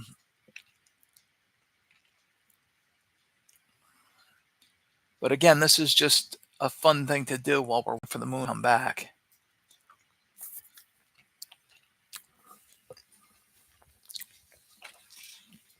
And this is less than 2 minutes of exposure time. And we're already seeing, some nice details on the, and this is something that I do frequently. All right. This is a measure of how well the focus is, the average star size. I usually don't look at it on stacks, on live stacks, because it's not as accurate. But if you've been watching this as it's stacking, now we're at a little over 2 minutes of exposure time now, and details are starting to come in. And this scope right now, the way it's set up, it is not set up for this kind of imaging. But I thought this would be a fun thing to do while we're waiting for Mars to come back out. That's pretty cool. So that's, and now when I do these, the EAA, or electronically assisted astronomy live casts, what I'll do is we'll look at images like this. Typically, I won't go for a bright showcase object like this. I mean, I'll go for some showcase objects, but I would also have it framed a little bit better. But I would take, with an image like this, I would probably do 5 minutes of total exposures, and maybe 10 minutes, depending on if it's maybe a galaxy, I might go 10 minutes. And you can really start to see some beautiful, details. As you look at this image, as it keeps building, you can start to see that dark area here that makes that reverse comma shape in M43. And the fish's mouth now, here it's starting to fill in. We're starting to get some real details in there. And I can zoom in, and we can see some of this, the trapezium, the 4 stars there, but they're very bright and overexposed in just 10 seconds. They really pack a wallop. But you can see the details building in here. It's getting cleaner. Um, by cleaner, excuse me, I'm referring to digital noise, which are those speckles, those faint little speckles that you see in there. So if we looked at an individual image, um, so what I'm here's what I'm going to do. This is all right. So all right, that's 4 minutes. So I'm going to stop at 25. That's 250 seconds. There, we'll stop that one. So that's 4 minutes. I'm going to save this image, um, and I'll show you why in a second. So if real quickly, if I go to image management and I go to live and M42, if I look at, okay, that's a single frame.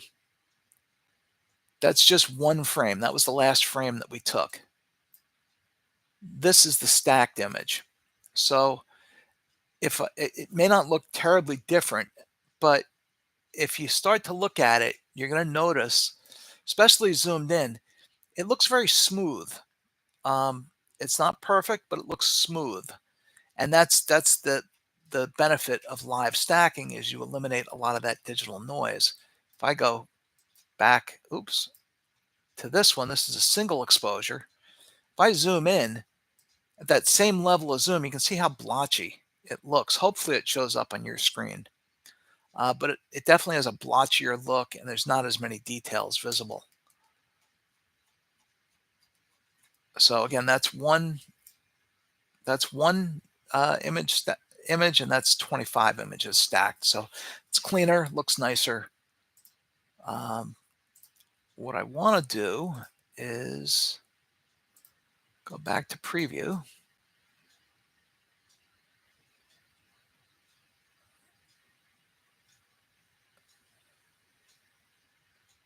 I don't know what that means. I'm getting an error on YouTube and I'm not sure what it means.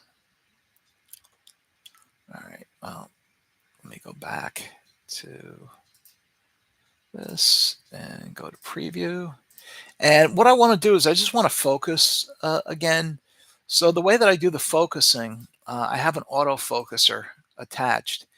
And if I switch to autofocus, it's going to take a bunch of short exposures, 3-second pictures, and it's going to plot the star sizes on a graph.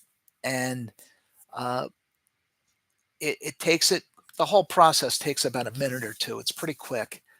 But what it's going to do, we're going to see a curve as it starts plotting points on this graph. There's the first one. It's going to come down this way until it gets down toward the bottom here, and then it's going to go back up. And after 3 or 4 plots on the line, you're actually going to see a line forming, showing what the curve should be, or approximating what the curve is. I'm guessing the next one will show it. There it is. So that's the computer's algorithm guessing where on the line the focus should be, and it's moving a certain number of steps per iteration and taking another picture. So it moves a few steps, moves the focuser a few steps, and by steps I mean steps of the motor that turn the focuser. And it's probably going to do one more, and then it's going to, nope, now it's doing the calculation. So it's calculating where on that curve it's going to be, but it's going to zoom in a bit and really get a fine tune on that focus. And the star size, you'll notice it gets smaller each time, and that's number of pixels. So right now that star was 4.91. This star is 3.96 pixels across. And the peak value, the higher that is, the means the sharper it is. The lower the star size is, the better it is. So you got to find the balance between those two numbers. And now it's in focus. So that red means that we're in focus. And if I do another 5-second picture, it should look pretty much the same because I think we're in pretty good focus before. But when I do the nights where I'm going to be doing EAA, um, I'll have a excuse me. I'm gonna have to get something to drink in a minute. I'll have a list of objects to look at. Won't be willy nilly. I will take requests, of course, but I'll have a set of objects to look at. So let's see. We've got. Let's see. Take a look at what's nearby that we can look at. We could always go to the old Horsehead Nebula and do some short exposures on that. So let's go there. And this is one of the things I love about the ASI Air is you can actually see the where the scope is pointing, and there it's already pointing where we're looking, and it's solving it. It's looking at the stars, figuring out exactly where it's pointing, and it's going to center it. And then once it's centered, it'll show us the image, and then we'll take some short exposures and see if we can get it to show up with all this moonlight. And then after that, we'll go back and we'll look at the moon. We're about 40, a little less than 40 minutes away. Is that right? Is my math right? A little less than 50 minutes away. I don't see much there, but let's do a 10-second exposure and see what shows up. Again, the moon is very bright. It's not that far away. And I don't have a nebula filter on in the rig right now. I just have a UV IR blocking filter. Oh, God, that's horrible. All right, well, let's see. Let's see what we can do to that. See if we can bring out what we're looking for. And I don't see a thing. Wow. No, I'm not seeing it at all there. All right, well, let's go to... Wait, there was something there. Somebody had a question.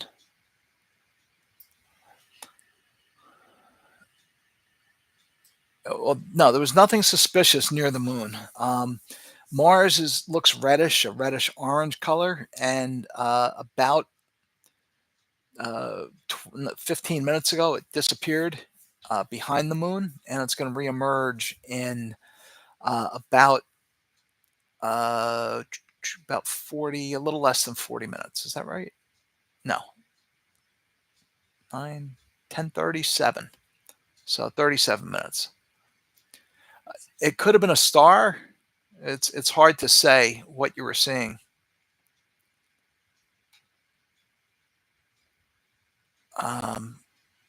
But because Mars was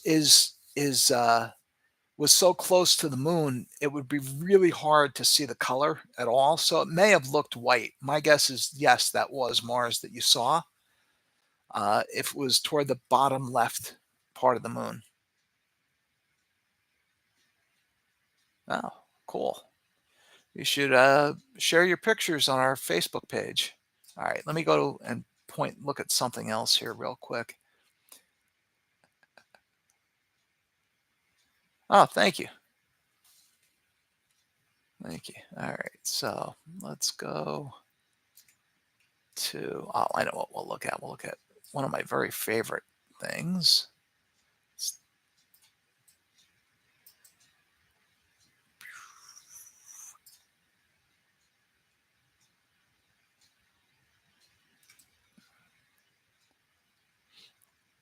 Actually, let's do that.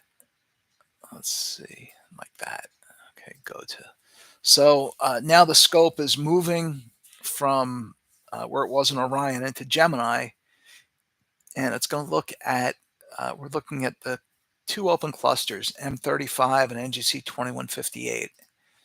Normally, both of them fit very easily into the field of view, but again, because I have the Barlow lens in, I'm more than doubling the focal length, and the field of view is going to be smaller.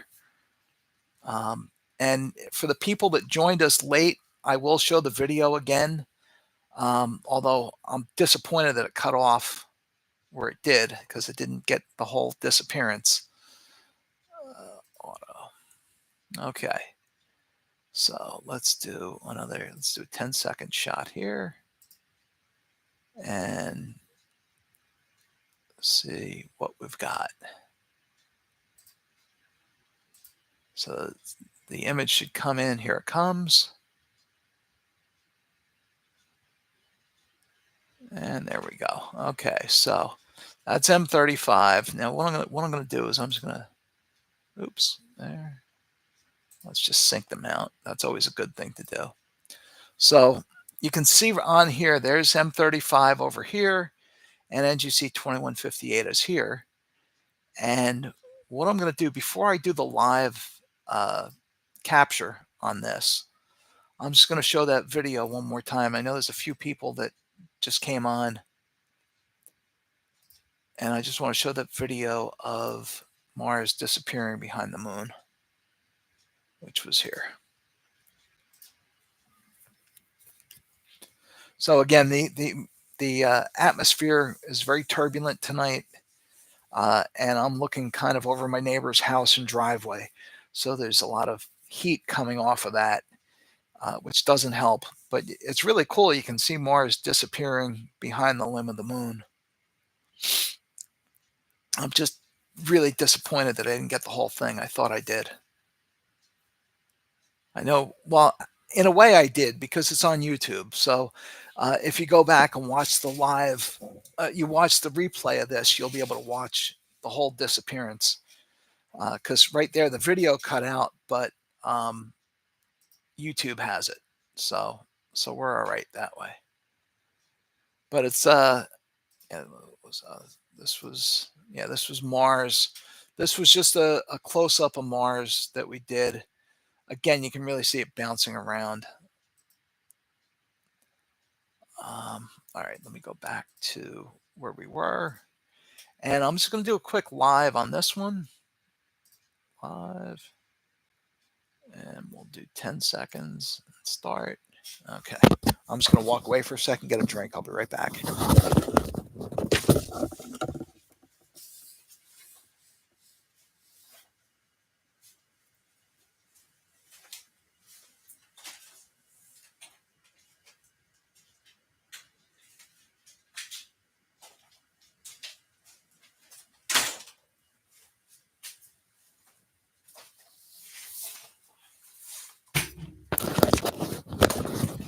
All right. So what's going to happen is as this stacks, the image is going to improve, and I'm going to just toggle this a bit to try to get better contrast so you can really see the other star cluster better. There we go. Now it's starting to pop. And I'm not going to go too long on this. I'll go maybe a couple of minutes at most. Let me just bring that down a little bit. So I actually had featured this in the last episode that we did, the 2024 year in review episode. So we're going to be doing some, like I said, some pretty cool things. This is 1 minute of exposure time. Now, there are, if you're not familiar with astrophotography, you'll notice there's these dark blotches here and here.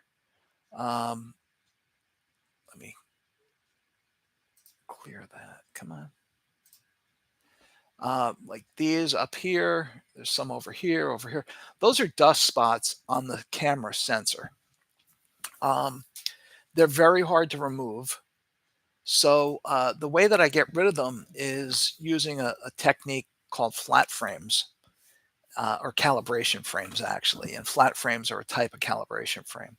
So I take flat frames where I take I have a light panel that covers the objective of the telescope, and I take an exposure that the length of the exposure is about half the histogram. It fills that about halfway to the average. And I'll take about 30, I usually do 40 flat frames for a session. And I do dark frames as well, and then what are called dark flats. So if the flat frames, if the exposure time for the flats is 2 seconds, I do dark frames that are 2 seconds long also to calibrate those. And then when I stack everything, it actually eliminates all those, the blotchiness, it eliminates the vignetting that you see. It really does some amazing stuff. So this is just a little over 2 minutes now. And, we're starting to see the nice colors in the stars. There's reds, there's some orange, there's yellow, not yellow, there's blues, some yellows in there too. Um, and in NGC 2158 down here, you're starting to see more stars come in. So we're just going to go 3 minutes, which is going to be 18 exposures. So one more exposure and then we'll stop it. There we go. Stop. And it's going to stack that last one. Okay. All right. I went 17, not 18. But if I play around with that histogram now, I can get rid of a lot of that. Unfortunately, the vignetting is there, so that's the downside. But there, that's what I want to do. Let me go here, and I want to turn that off. Turn that back on.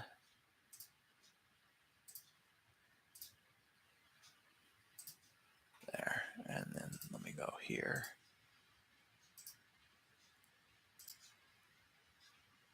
There it goes. All right, so now it's calibrating the guiding.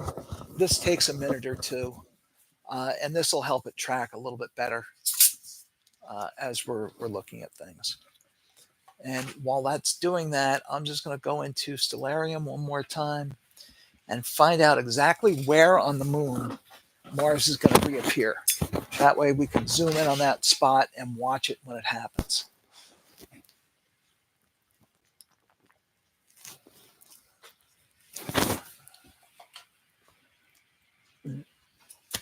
Excuse me.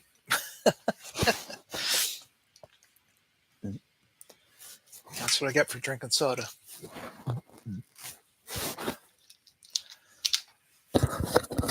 Sorry. All right. Let's see. Come on. There we go. All right. So there's the moon, and let's change the time. Change the time to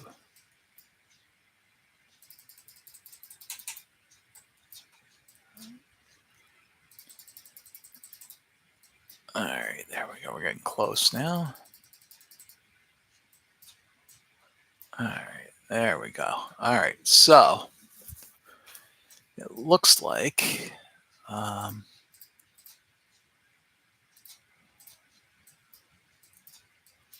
okay. All right, there. All right, so okay. All right, yeah, kind of right where I was showing before, near Mare Crisium. I'll go back to the moon in a minute and we'll take a look. All right, let me get out of this program. All right, so now this is guiding. You can see going well. The accuracy is about 0.8, less than 0.8 arc seconds of error. And that should settle down. Actually, I can probably, look at that. See that? I improved it already. Just adjusting the aggression. Oh yeah, that's normally I get guiding error of around half an arc second error. So we're pretty close to that right now. I'm not going to mess with it too much because it can't guide when we're looking at the moon. So let me go back to the preview. And let's go to the moon.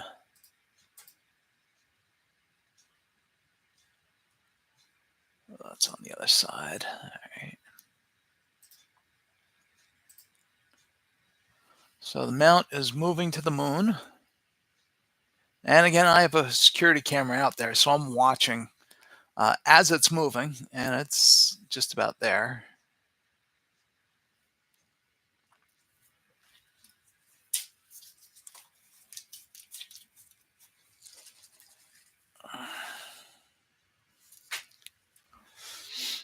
Okay, now the fact that it can't solve on the moon doesn't shock me because there's no stars for it to see because the moon fills the field. So let me stop it and we'll take a thousandth of a second exposure. And I bet you the moon is there. And there it is. And let's go back to auto. And oh, are there clouds out there possibly? Why does it look that way? Let's go to video. All right. And let's go wide field and reduce that gain way down.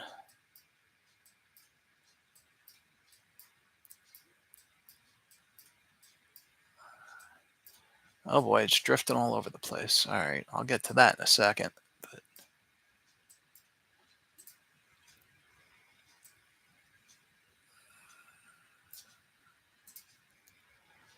all right, all right, the drift has stopped. So let me show where Mars is going to reemerge. And I also have to change the tracking speed again. Tracking there. Okay, right now it's so the Mars should reemerge right about here in this area right here, and that's going to happen in just under half an hour from now. So what we'll do is let's take a closer look at some of these things on the moon, which we'll do in a second. What did I want to do? All right. Let's see. What do we want to look at? Let's put up our crosshairs. Oh, let's look at Mare Crisium. Mare Crisium.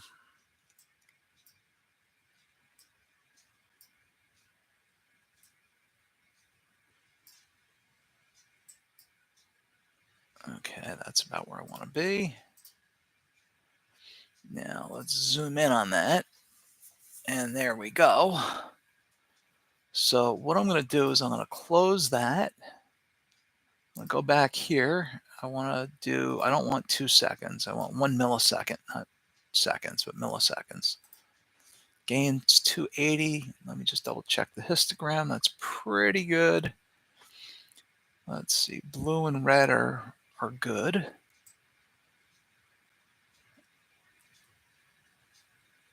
There.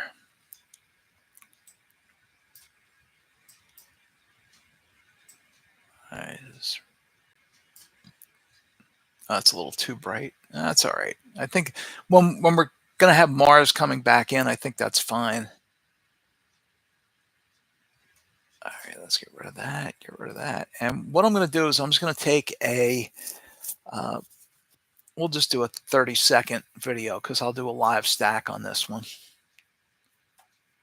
So right now it's only displaying on the screen. It's shooting at 115 frames a second, but it's only displaying 8.8 frames a second. So we're not seeing the full effect of what's happening. And on YouTube, I don't think it can show that frame rates that are that high, at least not to my knowledge. All right, so that's just 30 seconds on that. Now, if I go into, and we have the time to do this, I can go into lunar surface, and that's the image that we just shot of the moon, and hit next, and now let's use that as our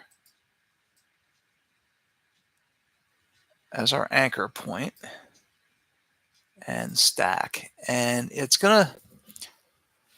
doesn't take that long. It's going to take about a minute or two to stack the best frames. And again, I don't know exactly how many frames it's using.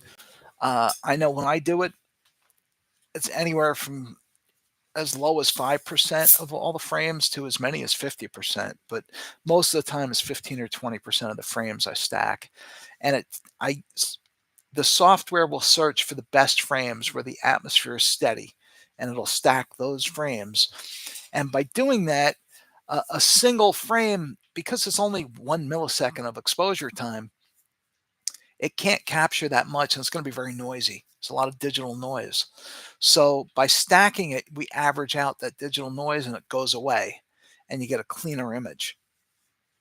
And if you watch, my, especially when I do the lunar feature of the month, I don't always, but I try to use my own images for the lunar features. Sometimes I'll use other people's if I don't have a good image of it, or uh, the last one I did, I used images from the Lunar Reconnaissance Orbiter along with my images. So I try to use my images whenever I can, but there's so many different objects and things that I talk about.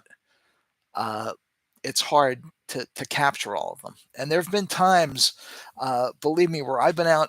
When I'm out imaging, I try to spend an entire night on an object, and sometimes it's multiple nights, 5, 6, 7, 8 nights sometimes on one object.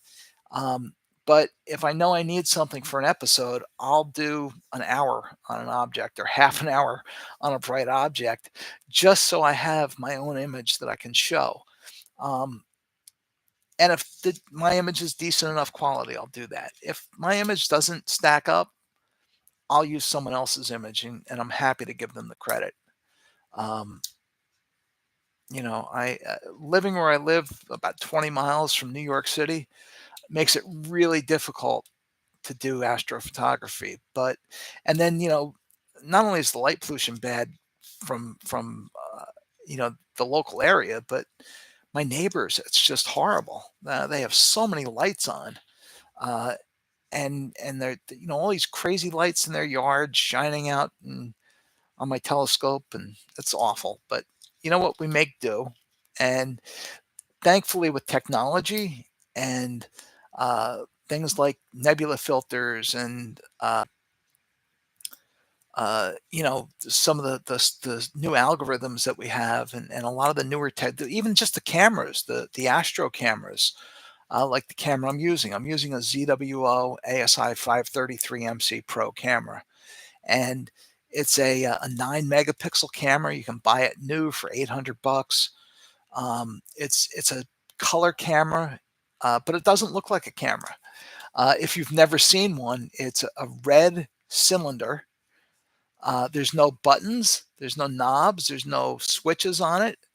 It has some USB ports and a power port on one end and a fan, and then the other end it has the part where the sensor is, and that opening is always covered by something. I try not to leave it exposed to the air as much as I can. I try to cover it. If I'm not using it, it's got a cap that goes on it, or it's in a telescope. And honestly, the camera basically lives in the scope uh, pretty much all the time, unless I'm changing from one scope to the other. And I use actually 4 different uh, scopes when I'm imaging. Um, the main imaging scopes are the Pronto, the Teleview Pronto, and I have a Celestron C8 Schmidt-Cassegrain, which is phenomenal for galaxies and globular clusters, and it does great work with planetary as well. Another scope that I use strictly for the moon and planetary, although I have messed around with it a little bit for deep sky, but I don't have a guide scope for that one, is a Meade ETX 125. And let's take a look at that image. So there's the stack. And then what we're going to do is we're going to go in and we're going to clean it up a little bit.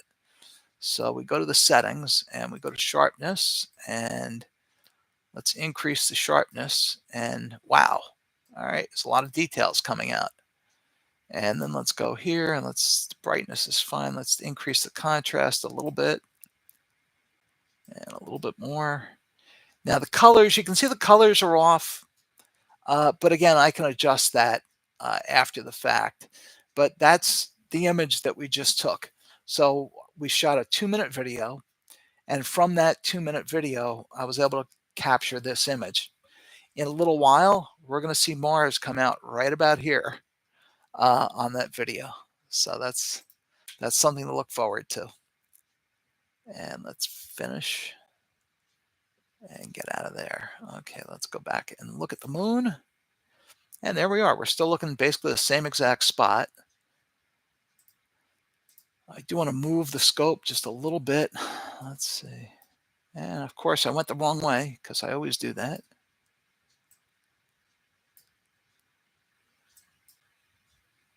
Okay, there. Now, when Mars comes out, we'll really zoom in on it. And it's going to be probably right about here is my guess. And what I'll do is when we get closer to that time, which is about a little less than 20 minutes from now, uh, I'll zoom out. Well, obviously we're not going to go to the widest. This is the widest we can go. But we'll zoom out. We'll probably look, around here, around this. And that way we can watch it reemerge. But for now, let's zoom out again. And we can take a look at, I went the wrong way. I am so bad at this.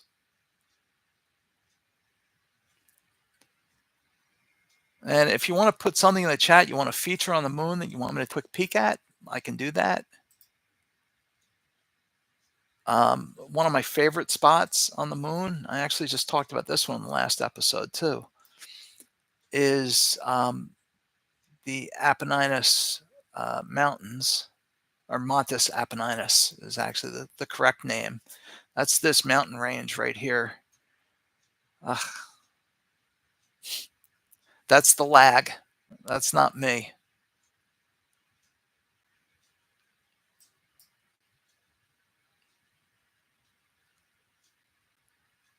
That's...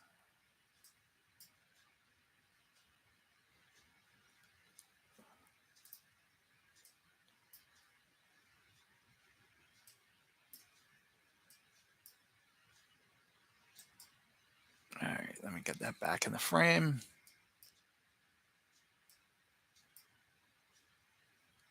Let me slow that down. About 4. Okay, here we go.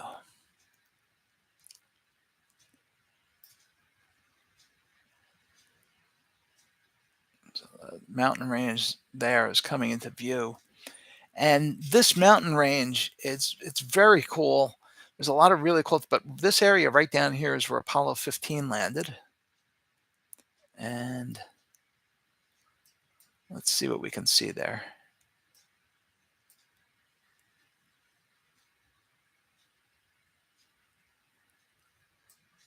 Let's go a little bit more. Come on.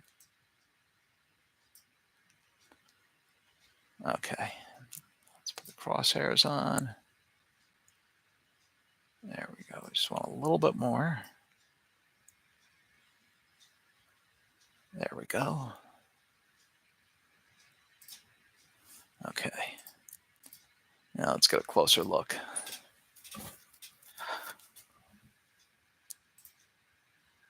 And there. So this is the mountain range here. And when I look at this through the C8, it's really incredible. This is really zooming in. But unfortunately, when I zoom in like this, the video is not great. It's going to look a little, it's not blurry, but you're really seeing the motion of the atmosphere.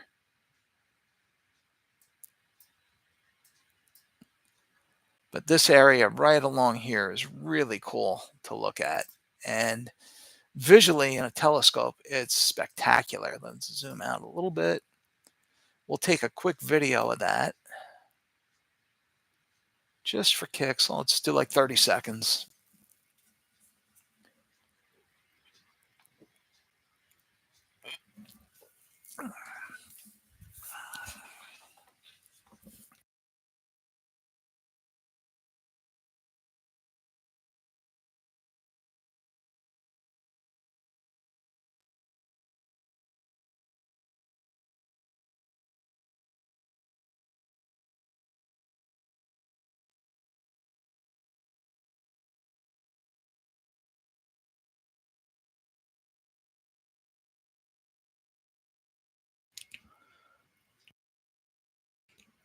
There.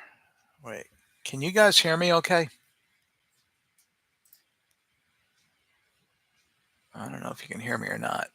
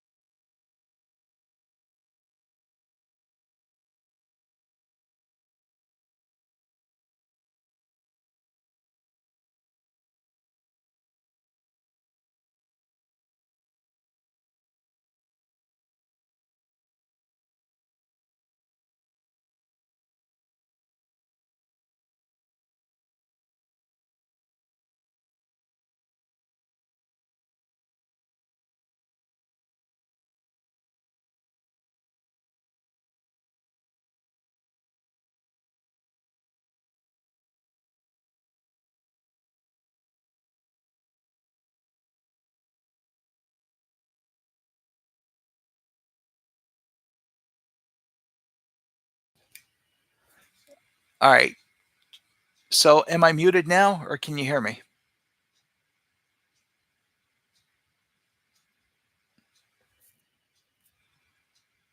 Okay. Thank you. Thank you. All right. So when it's solid, that means that it's not muted when the light's solid. When the light's blinking, it's muted. All right. So we're at 90 seconds here and 140.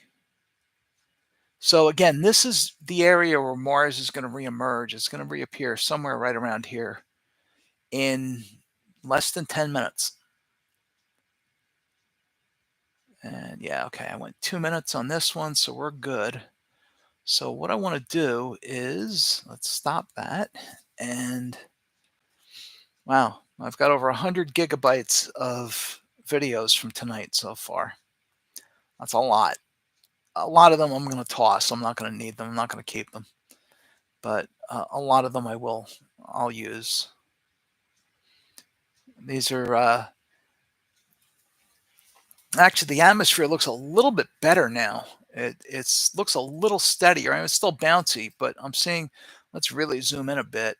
Yeah, it's still zoomed all the way in like this. It's I wouldn't want to watch the reemergence like that. I really think we want to be at this level here because you want to see that part of Mare Crisium over here, And these darker areas, these dark crater, well, they're not craters. They're well, I don't know if they're technically craters or not. Some of them are. Uh, some of them just maybe lava beds. But let's see, we're now it's that says 10:27, and so we're 9 minutes away. So again, I was just talking about some of the things that we're doing going forward, and we're going to be doing these live streams where some of them will be just regular deep sky imaging sessions, or it'll just be one object for the whole night.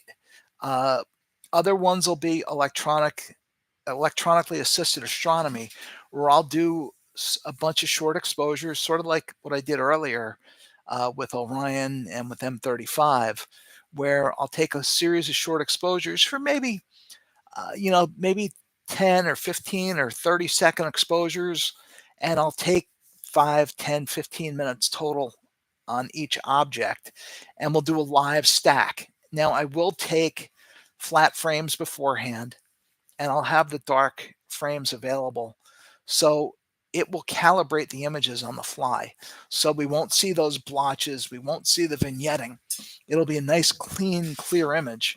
Um, it doesn't come out as good as when I stack it in a program like PixInsight or uh, uh, um, Astro Pixel Processor, which is the other stacking software I use. A lot of people use Deep Sky Stacker. Um, I've never had good luck with Deep Sky Stacker.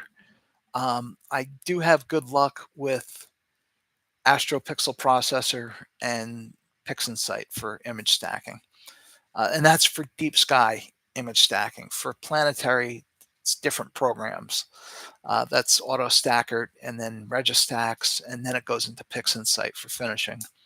And then I might even bring it into Lightroom for some final touch-ups. All right, so I want to go this way a little bit more. All right, so we're at about a little over 6 minutes away. Let me see if I can change the clock. Okay, here we go. So yeah, I've got it's almost 10:30 right now. We're about 10 seconds away from 10:30. And so we're about 6 minutes away from the reemergence. So Mars is somewhere over here right now, or over here, actually probably like right here. My guess again is it's going to come out right in this area here. I can look in, let me look in Stellarium one more time. And I'm just opening that program. And if you're not familiar with Stellarium, that's free software, stellarium.org. It's amazing planetarium software. And I'm only going to spend like a minute or two in there looking at what I want to see.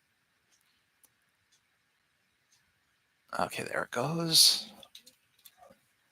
And I'm just going to zoom into the moon. Come on. Okay, there we go. So right now, let's see the spot. Okay. Oh, okay. Oh no, that's not right. I thought I chose the wrong spot, but I don't think I did. 2, 3, 4.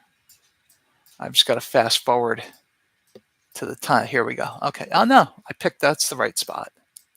Okay, so let me just stop that. There. Okay. So is that, I forget what that crater is. It's a big crater there, but okay. Yeah, so it's going to be, okay. Yep, that's pretty much where, let me just zoom back out for a second here. I want to just make a quick adjustment. All right, so this is the area right here that I think it's coming in. So let's see where we're at. That's pretty good. 480. Yep. All right. That's pretty much the view that we're going to have. I just bring that over a little bit more. We get a little bit more of the moon.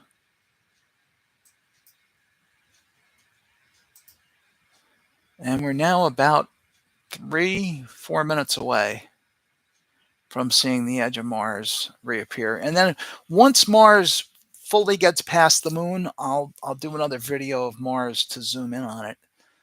But we're at, let's see, 30.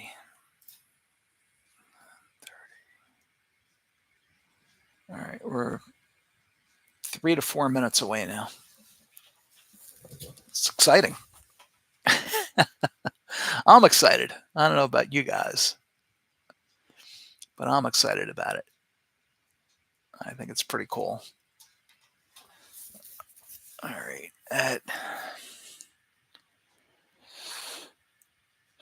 let's see. Yeah, that crater there and there. Yeah, I think it's right. It's not down there. All right. I think it's right in here. That's my estimate. But if the software is wrong, it you know, actually no, I think right here. Yeah, right here. Yeah, that's the spot.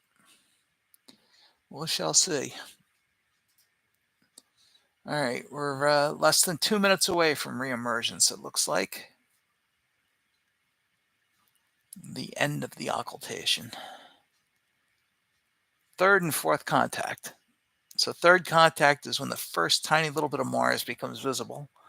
And then fourth contact is when there's a gap between Mars and the moon where they're no longer touching or appearing to touch, because we know they're not really touching. Okay. I am going to start shooting some video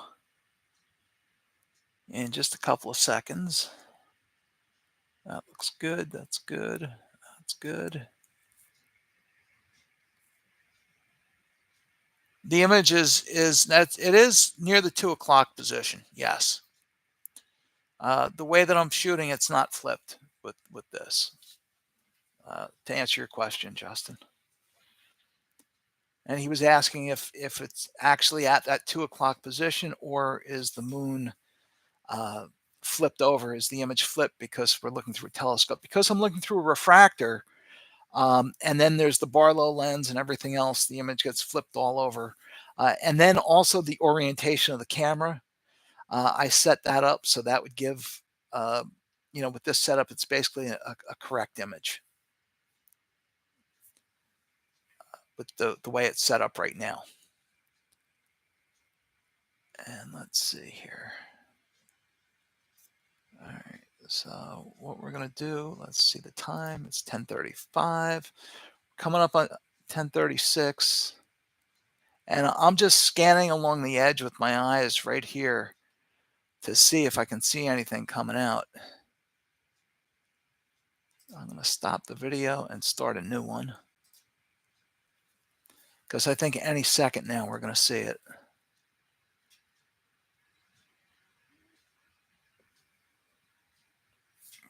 Oh wait, is that it down here? Yes, I think that's it right there. Yes, there it is. So there's Mars reemerging. Let me just adjust a little bit. Wow, that's cool. And it looks so small compared to the moon, even though it's actually bigger than the moon.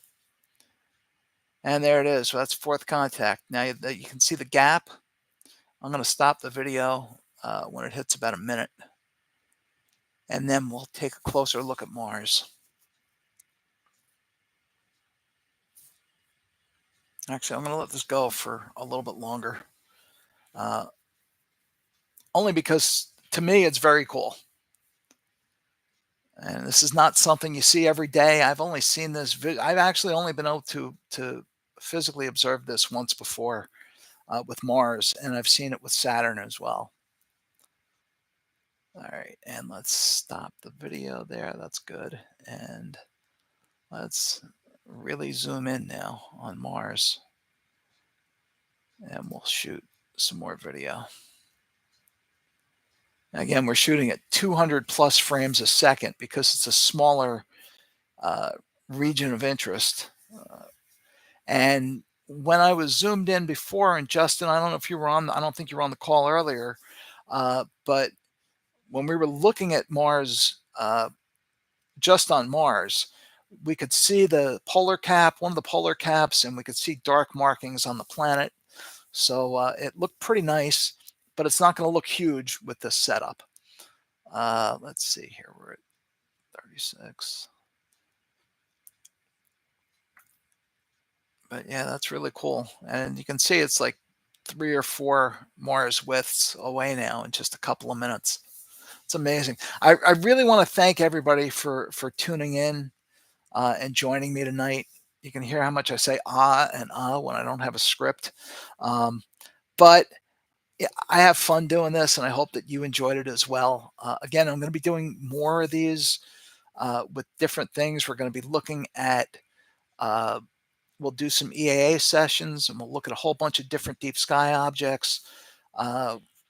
If there's another, you know, cool event like this happening and I can image it, we'll try to do that. Um, earlier I was talking about the different rigs that I use, and I don't need to go into that now, but I just hope everybody enjoyed this and had a good time. And I want to thank everybody for tuning in and spending some time enjoying this amazing spectacle. It's I just think it's one of the coolest things ever. Not as cool as having a grandchild. That's the coolest thing ever. But this is up there. All right, there we go. That's 2 minutes on that. And I'm not going to be spending a lot of time imaging tonight. Again, the moon is just so bright. Now, what I'm going to do, I will zoom out again. And now that's pretty cool too. I'm going to take a quick, maybe 30-second video of that, just to grab some individual frames that show Mars next to the moon like that. If you were to go out and look visually right now at Mars with the naked eye, or at the moon with the naked eye, you might see Mars at that 2 o'clock position. It's going to likely not be reddish. It may appear whitish because it's so close to the moon, and that the moon's so bright, it's washing out any color. But in an hour from now, when Mars is quite a bit further away, almost a moon's distance away, you'll see it as a bright red star. It'll look like a bright red star, but that'll be Mars. And there we go. So that's saved. What I will do, I am going to take another image of the moon here. Let's see. Oh, cool. That's awesome. So if you're not reading the chat, Justin went outside. He can see it, but his phone can't focus on it. Yeah, my phone, I have a Google Pixel, the new Google Pixel phone, and it's a great phone. It's got a great camera, but when it switches to night mode, it takes 3-second exposures, and I haven't figured out yet how to change that. So it hasn't worked well I tried to take a picture earlier, but it didn't look great. Yeah, the moon looks pretty nice. The atmosphere's gotten a little bit better. I think because the atmosphere is a little better, I'm going to take another look at Jupiter. And let's just swing over. Jupiter's on the other side of the meridian now, so the telescope has to swing from one side to the other. And when it does that, it may reset the guiding because when it goes from one side of the pier to the other, it has to recalibrate. That only takes a minute. And again, this setup is I think it did fine for tonight, but this would not be my optimal setup for planetary imaging. I just did not have the time, uh, and it's not that I didn't have the time, but the weather didn't cooperate, where I could have set up my C8, which would have right now we're at 1100 millimeters. With the C8, the native focal length is 2032 millimeters. So we'd be able to zoom in about twice as far as we are now, and or as we were before, as much as we were zoomed in. Um, and that would have shown, certainly Mars would have looked nicer, a little bit bigger, but I didn't want to take a chance of having the collimation be out, and that can take a lot of time to really get it dialed in just right. And there's Jupiter right there in the center. So I'm going to zoom in on it, and I'm going to zoom way in. I'm not going to video it at this uh, distance. I want to change some settings. So let's increase the gain. And you're going to see the bands, the equatorial bands on the planet have come out. And over here, you can't really see it right now. Let me zoom out a little bit. I'm going to increase my exposure for really going to blow it out. Okay, so now it's reversed because we're on the other side of the pier. So that's why it's upside down. But before, these three moons were in a straight line. And now this one's moved, and that one was Europa, I believe, or Callisto. I'm not sure. It was one of the two. I know Io was in the middle there, and Ganymede. Oh no, that was Ganymede, I think. I could check, but I'm not gonna.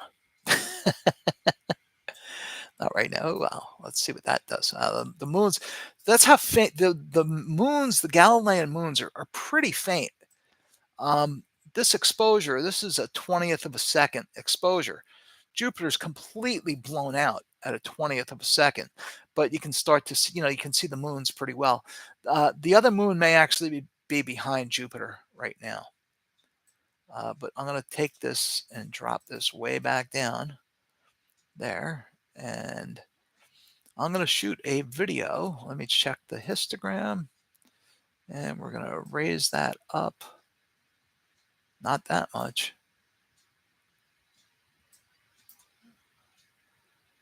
There we go. And I'm going to take a 2-minute video of Jupiter, and I'm probably going to call it a night. So again, I want to thank everybody for joining me. Hope that you had fun. Pay attention to our Facebook group. I'll be posting. The replay will be available there. You can always watch it on YouTube. And on the Facebook page, I'll be posting any of the images that I got tonight. I'll post them on Facebook. And who knows, I may actually do an episode about this. Again, I just want to thank everybody for coming out. Hope you had a great night. Hope you got to see this. And if you weren't able to see it where you were, hopefully by joining tonight, you were able to see it. So thank you again. Please, if you're not a subscriber, subscribe, like, do all those things, because it really, I can't stress how much it helps to get new listeners. So again, thank you so much, and I look forward to seeing you all again soon. All right, have a good night.